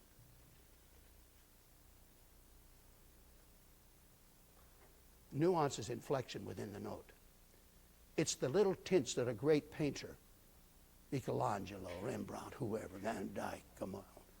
He has the primary colors and then he dips. Too much yellow, too much orange. And that's nuance. Now for instance, on this half note, dee, that's not a crescendo, that's a nuance. It's dee, dee. Well, otherwise it's dee, Kansas again. Dee, dee, dee, dee. The tone lives. Your tone must have life. It must have life.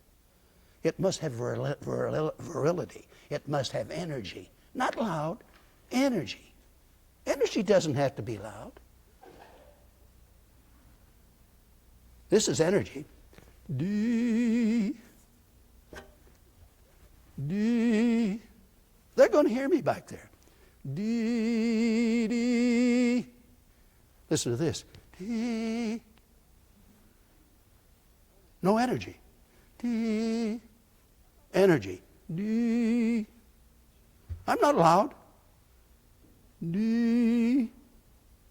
Dee. Dee. That's not soft, it's sick. All right, here we go. 3 bars before the 121. Now, you'll play dum dee da da dee, and you make a diminuendo. You've got 12 notes. And the way I do these things, this is Metropolis, the great Greek conductor, somebody passed away some years ago. He says 12, 11, 10, 9, 6, 8, 7, 5, 4, 3, 2, 1. 12, 11, 10, 9, 8, 6, 5, 4, 3, 2, 1. He gauges it. Here we go now. Dee da, dee da, that's 12. Dee, 11, da, dee da, dee da, dee da, dee da, dee da, da. You practice that by the hour to get dynamic. 1, 2, 3, 4, and away we go. Dee da, da, da, da, da, da.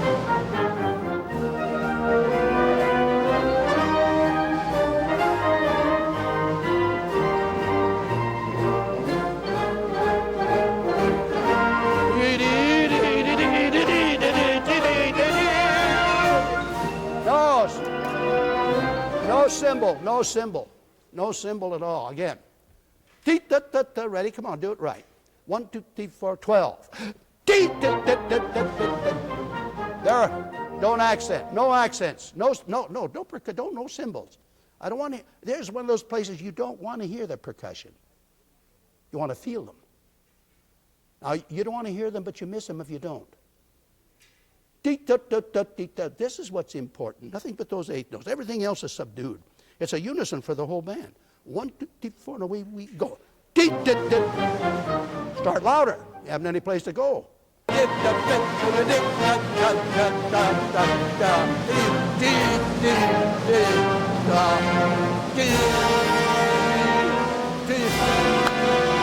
couldn't possibly have been looking at me. No way were you looking at me. Right on that. Back to the second time. It's 1, dee, da, da, start softer. 1, 2, 3, 4, away we go. Dee, da, da, da, da, da, dee, dee, dee, dee, and dee, oh,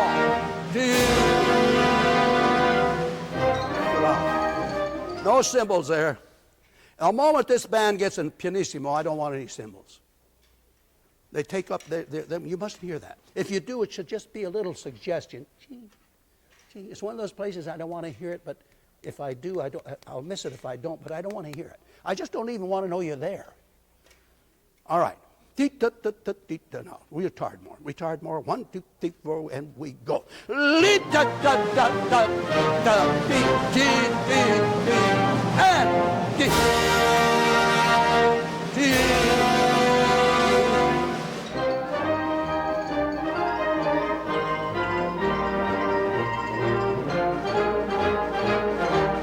Give it to me.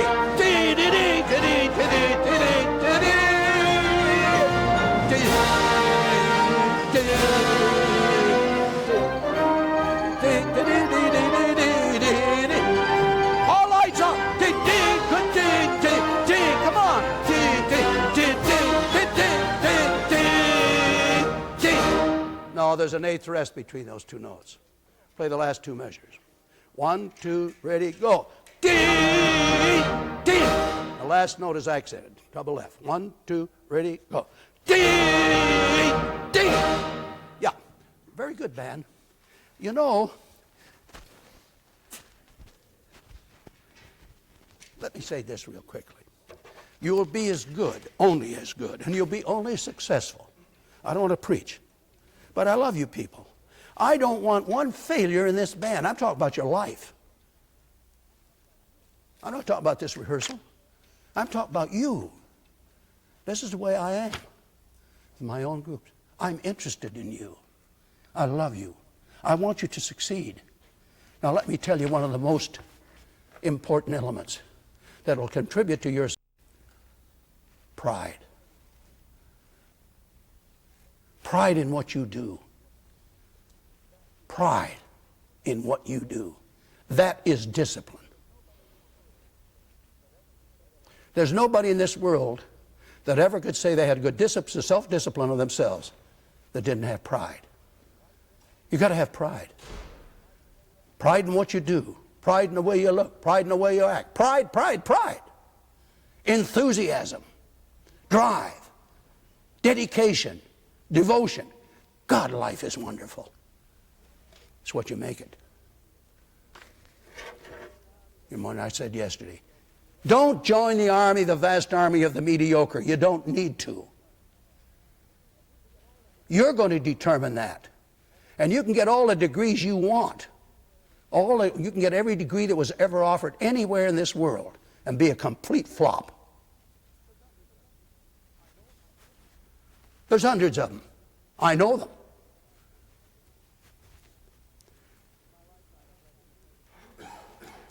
In my lifetime, I've had the great opportunity and great experience of knowing some marvelous, great men who never went to college. I never knew Thomas Edison, but I knew an associate of his, Charles Kettering. They were buddies. Charles Kettering was president of General Motors. He never went through high school. He was a giant. And of self-discipline, sacrifice, work. All he did was invent the tire. Freewheeling. Automatic shift. And he said to me, I have on my desk a drawing where we're going to get 50 miles to a gallon of gasoline with an 8-cylinder automobile. And it's a complete success. I said, you mean you've got the answer? No. But until I tear it up and throw it in the wastebasket, it's a complete success. What a mind. When I give up, throw it away, it's a failure. What a mind. At our graduation class, he said to the med class, they come out and they all, the cap and gown, and they're on cloud 9. Boy, are they, when they should be. They spent 10 years to become a doctor, And he leaned, he looked like Abraham Lincoln. He leaned over on this podium. No notes. This is quite a racket you have. How would you like to be graduating in medicine? Have that for your announcer, for your speaker. This is quite a racket you have.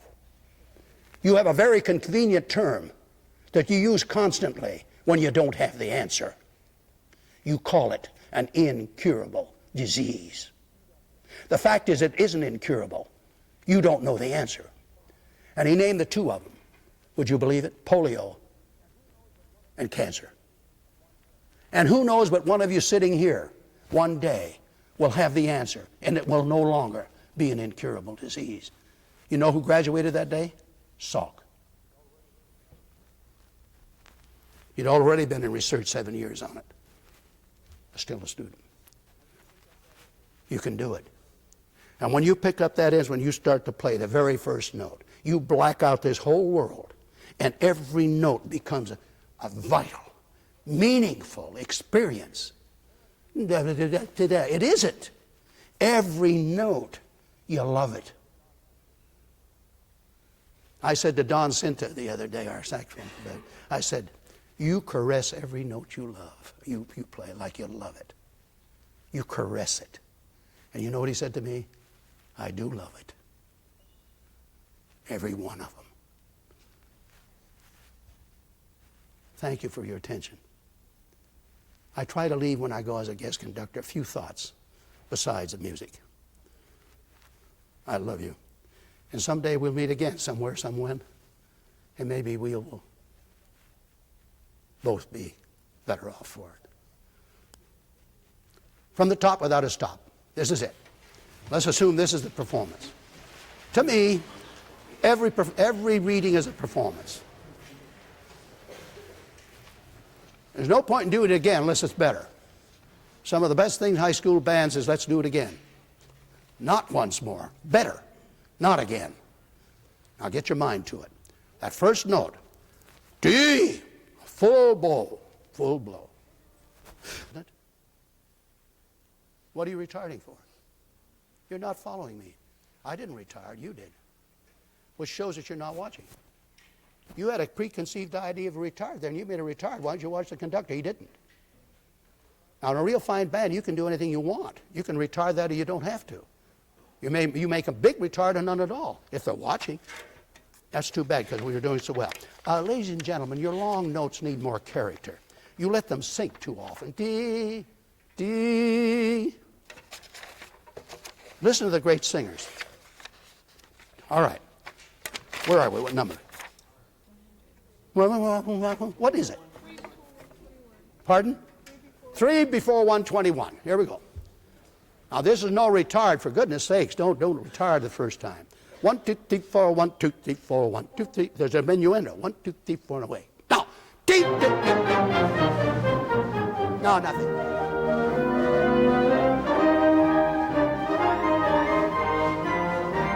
Nothing. Now climb on it. Come on. Come on. You did it. Nothing. Good. Good.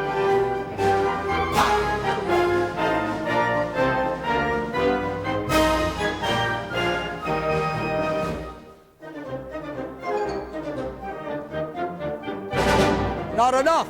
Double F. Those 3 notes.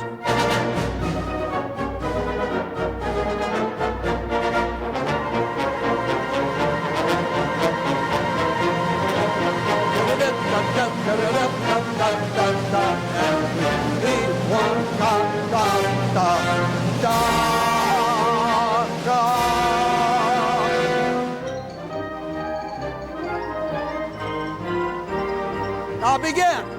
Here we go. Here we go. Now.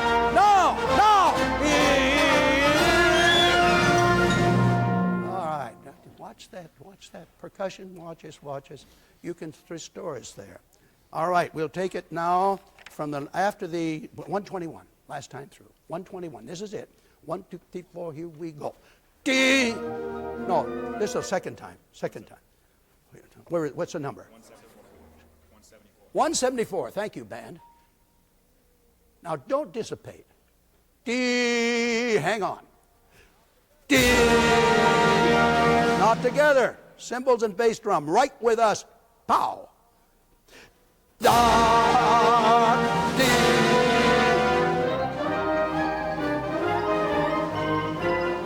Now we begin.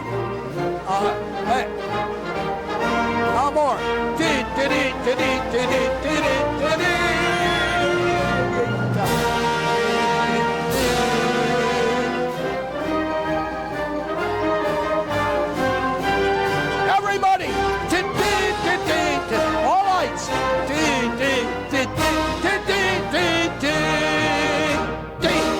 Thank you. Oh, that's fine. That's good. I'm looking at your faces. I'm always suspicious when I see a person put their instrument down and look at me like this.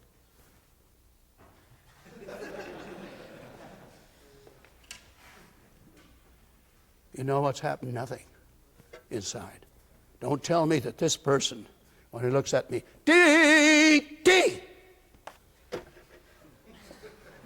No way. It should be like this. D, D. It's Sousa's eighth note march. It's as though he set out to give to himself a certain positive program of writing a march with the least possible notes in it that would still be very effective. I don't know any other march by him quite like this one. So you just play and I'll listen.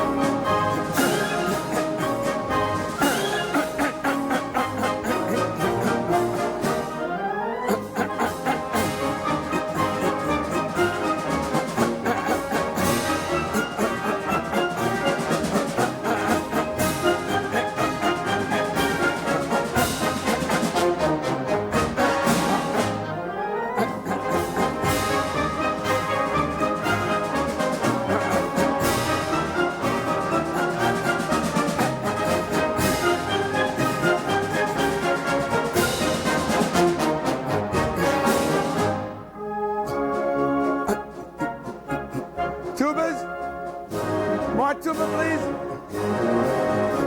Tubas. Tubas.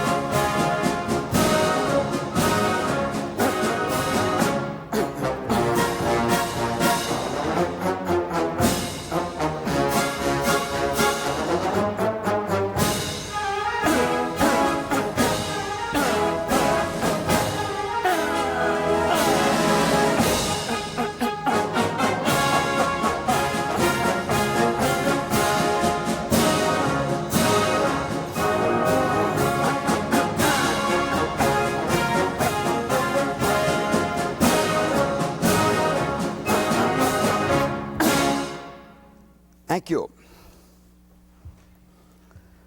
Not much to do.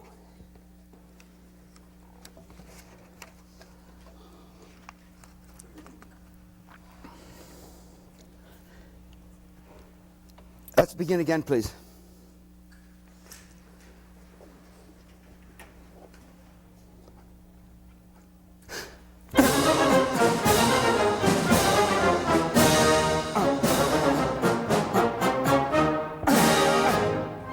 Thank you. Thank you. Just these 2 points here. First of all, I'm sorry, the bass drummer, that I do not have my own masher with me at the moment. It's coming. We'll pick it up in San Antonio. I inadvertently left it at Arizona State University the other night. It's a beater that guarantees the bass drum sound. I think your beater that you're using is a little too soft. And for me, never dampen the head unless, as it says on the part, that's where you should dampen. Don't put the hand on the head. Don't put the knee in the head. Don't put the hand over here. Let the bass drum ring. Unless it says in the part, the customary asterisk used for the piano, for the damper pedal, the same to you and for you, the cymbals. But we need a little bit more into the head bass drum, a little bit more. And I think if you give yourself a little bit longer reach on the handle, that kind of guarantees it. Yeah, get into the head very solidly. The only thing now from introduction here, please, is after we finished with the first thing here, Sousa picking up on his 4/8 note figure. It must be more legato. La-da-dee-da-dum, bum, bum, la-da-dee-da-dum, la-da-dee-da-dum, la-da-dee-da-dum. Super legato, those 4/8 notes. One more time, please.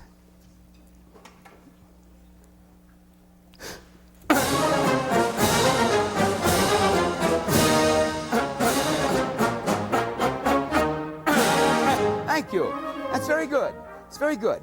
Just keep in mind one more thing, please, as I have tried to indicate by the way the accents are spaced in this particular bar number 6. Those 4 quarter notes, those 3 quarter notes are different from the first one. Make them almost in a little rising crescendo, as in scale-wise they are. One more time, please. Yes, sir? I like the big one myself. I'm sure that, again, Dr. Hindsley, Dr. Revelli may prefer that one. That's fine. That's what this is all about. I like lots of boom.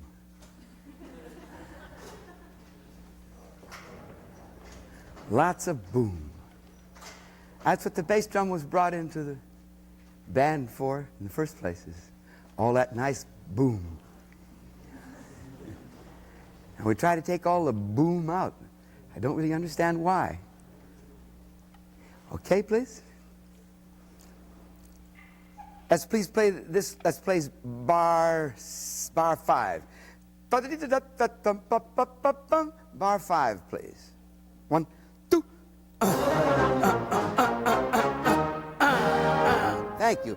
More sound on the dami. Da-dum. Don't fall away from it. There is no diminuendo.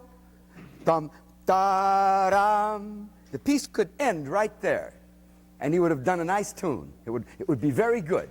Be perfectly satisfying. Like a dig up, dum, bum, bum, bum, bum, da-dum. And he likes the idea. La-da-dee-da-dum, bum, bum. He goes on. Bar 5. 1, 2.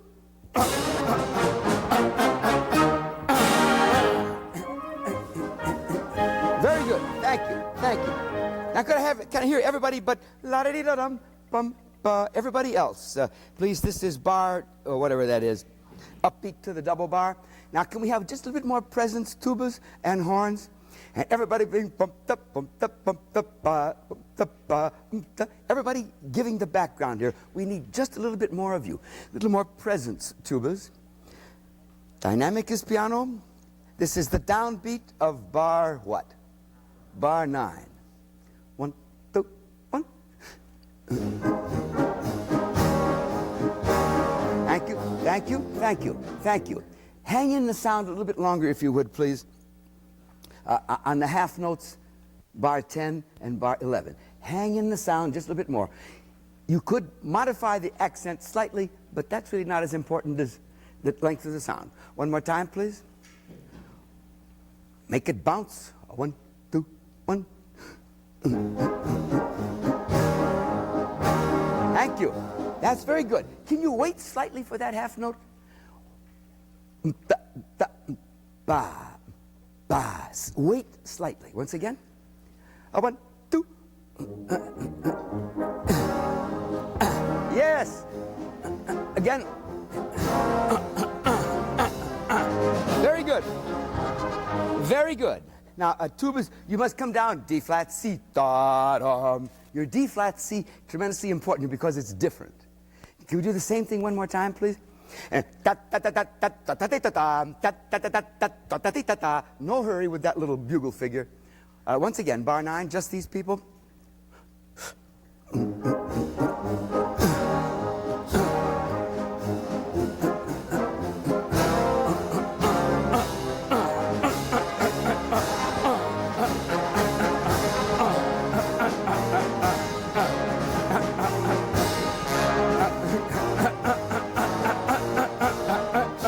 Thank you. Could you take just a little bit of the edge off of that bottom part there, Tomo? Just a little of the edge off. Otherwise, very good.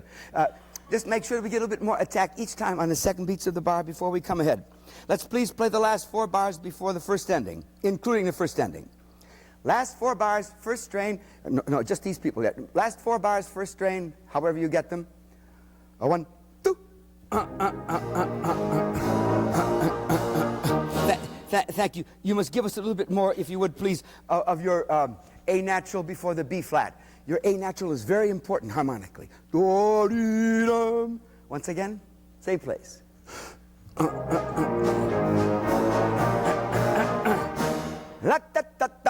Boom. Boom. That infinitesimal little weight. One more time, please.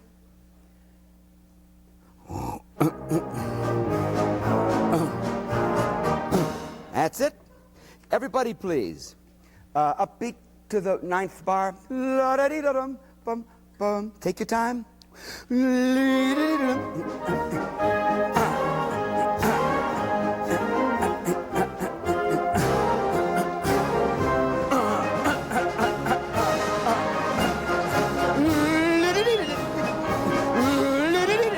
One more time.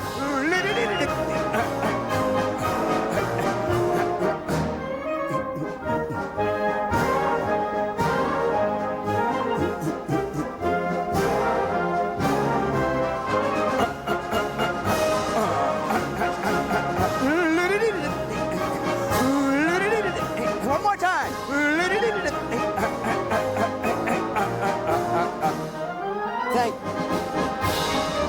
Thank you. That's very fine. That's excellent. Can I just remind us all, please, that how many times this figure comes? One more time. Next time. One more time.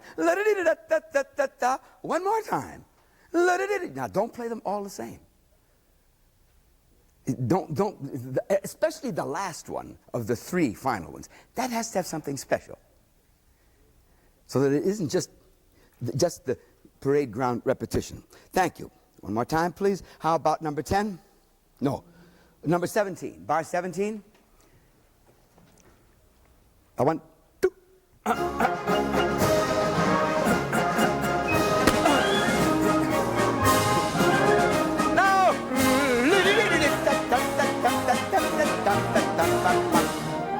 Thank you. Thank you. Fine. Thank you. Thank you. Last 4 bars of the second strain, however you get them. And please then, on the scale, lo-da-dee-da-da-da-dum, lo-da-dee-da-da-da-dum, every note as fat as you can make it. As legato as you can possibly make that place. Last 4 bars, second strain. 1, 2. Thank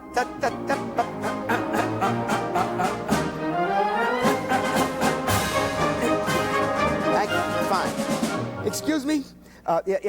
In the second bar, we need more tone right away, too. Bum bum bum bum bum bum bum bum bum. We need you especially on those bars. One more time. Thank you. That's beautifully legato, Reeds. Thank you.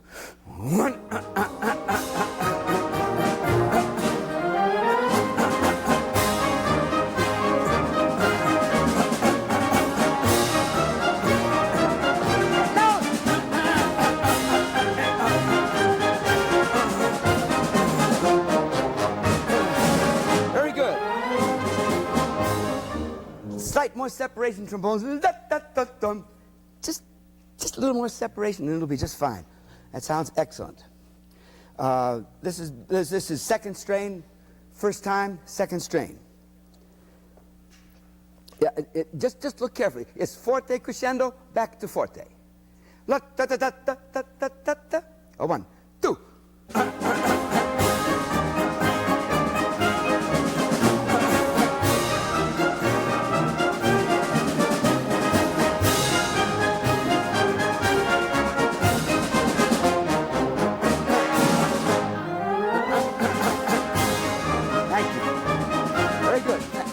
You can be louder that second strain, louder that first ending.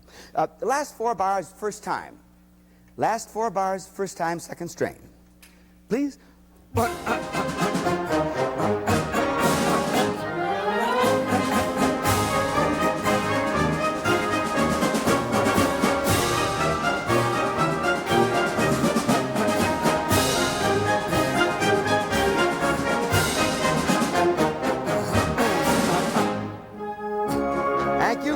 Thank you. Thank you. Percussion, you could pour it on just a little bit more of that last bar. Boom. Just a little bit more. Please, how about measure, what? Measure 36? Is it 36? Measure 36? 36, please, second time. 36, second time. 1, 2.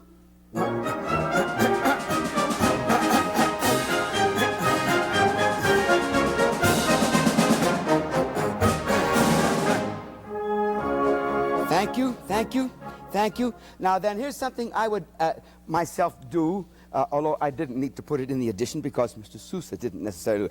The second time that you play going into the second ending, just cool it a little bit.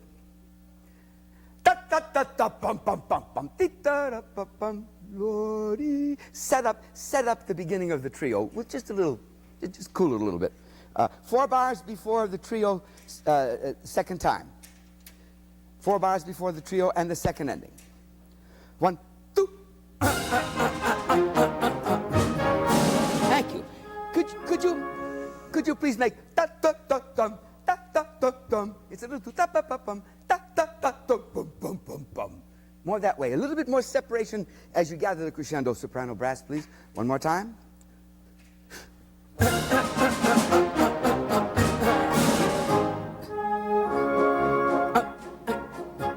Thank you, thank you. Now here we need more of you tubas, please. We need more of you. Again, you see, this is, again, one of those questions of, it's really not fair. We have all these clarinets and all these trombones and only 2 of you.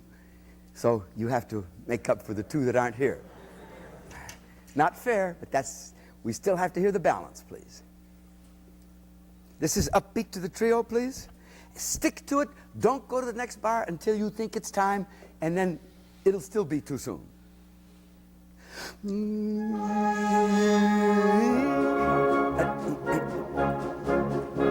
Now that's the spirit I want to get without doing that.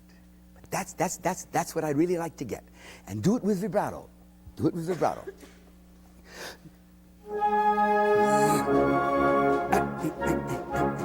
Thank you. That's pretty good. Even more space than that. Think space. Think real space between these notes. That's all. Otherwise it's excellent.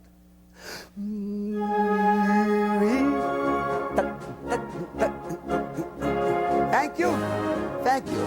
Thank you. Notice, please, here in this piece that Sousa has the trombones being French horns. Listen to this different sound. Let's just have the horns, the trombones, and the tubas and the euphonium, please. This is downbeat of the trio. 1, 2, 1.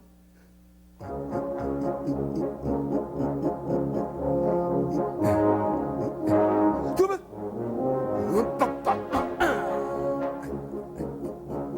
Thank you, thank you, thank you. We need your presence there, trombones, very well. Thank you, everybody. Upbeat trio again.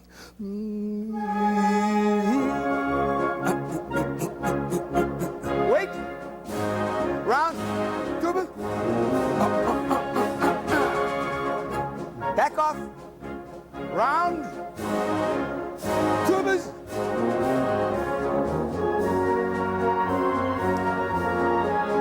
Molto legato.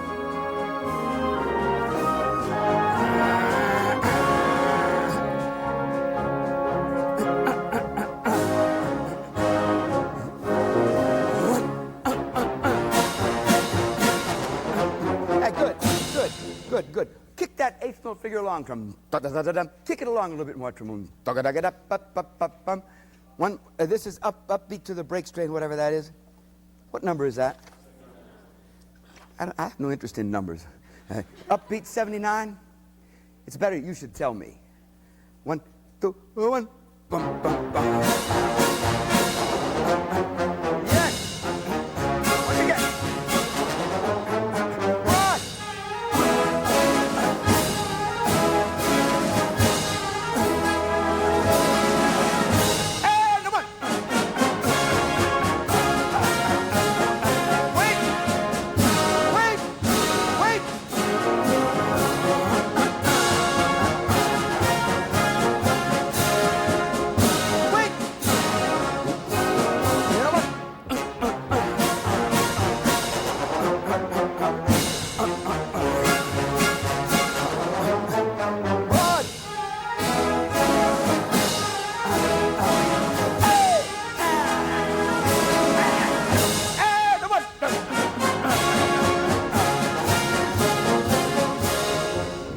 down, no slow down. Absolutely in tempo. This is the 8th note, quarter note march, no change. Last, what do we got to have? Break strain second time. Bum, bum, bum. Break strain second time. One. Bum, bum, bum, bum, bum. Ba, ba, ba, ba, ba, ba, ba. What is that? 79. One. Bum, bum, bum.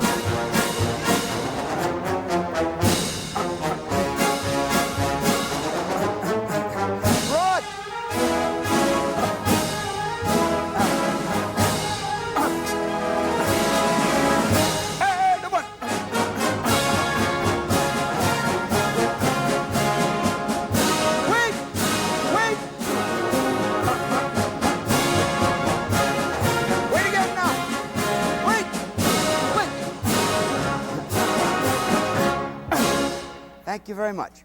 Bass drum on the last note. Lots of sound, please. I want everybody to know that it's done. That's excellent playing. Excellent playing. Such a marvelous march. So simple. Absolutely simple. No fireworks, no razzle-dazzle. Just very carefully crafted.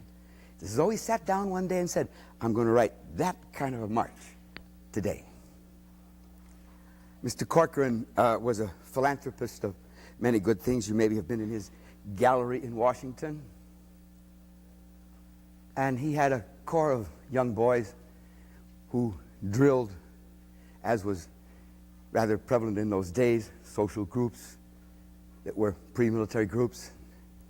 This originally was titled the March Past of the Corcoran Cadets. But I can't imagine any but the most elite drill team marching to this, because they want to know where the other thing is. Where's that other thing? No big trombone melody, none of the customary things that are in everybody's march. They're not here. But there's a lot that is here. And it's wonderful to hear it played like this. It was, Professor Winslow said this morning at our meeting, and I didn't wish to take that time to discuss the matter, but this was not the first piece that the Eastman Wind Ensemble played. First piece that the Eastman Wind Ensemble played was the E-flat Suite of Holst, which is, again, no surprise to you, I'm sure. But this is the first march that we played. This is the first march that we played. We played it on a network broadcast from the Eastman School, 28th of January in 1953. And I wanted this to be the first Sousa March that we played, and it was the first Sousa March that we played, but not the first piece we played. So, would you please be so kind, just play through with me one more time? That's all.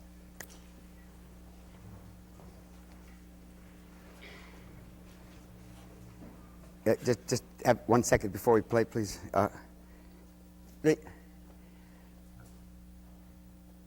I don't really have any particular philosophy about marches, except I'm just nuts about them. And always have been crazy about marches, always, all my life, been march crazy character. I have a couple of friends who are the same way. And it's,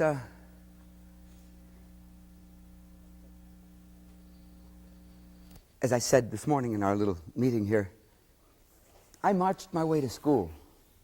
And I'm very sure the people along the route were waiting to see me come in the morning. Here he comes again, you know.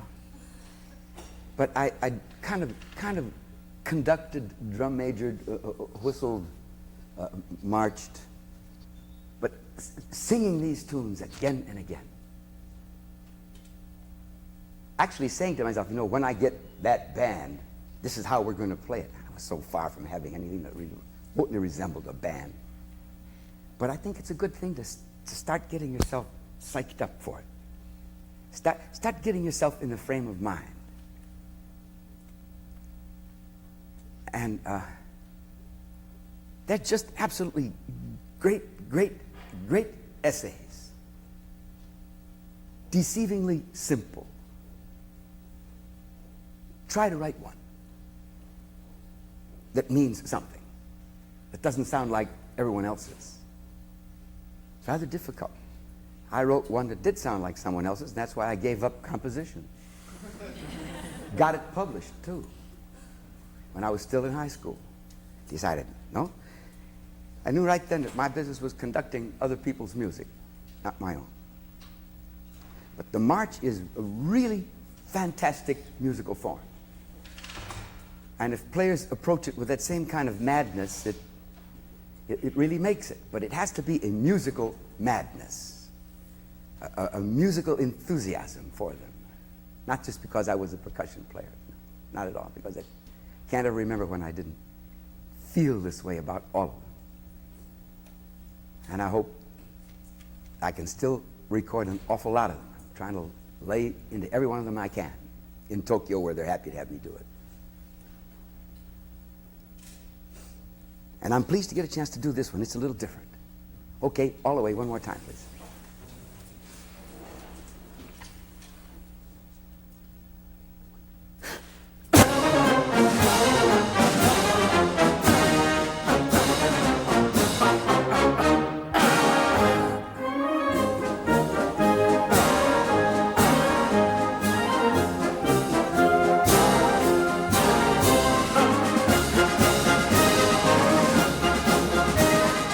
Excuse me, Brass, and I'm sorry to stop, but you didn't respond quite enough to that read. But when it goes up to the C, la-da-dee-da-dum, la-da-da-da-dum, la-da-dee-da-dum, la-da-da-da-dum, la-da-da-da-da-da-da-da. You have to respond to that a little sooner. It cannot be the same. Upbeat the first strain, please. I'll just try to dish it out to you, regardless of what's on the page. Once again, upbeat first strain. One. F minor. Shut up.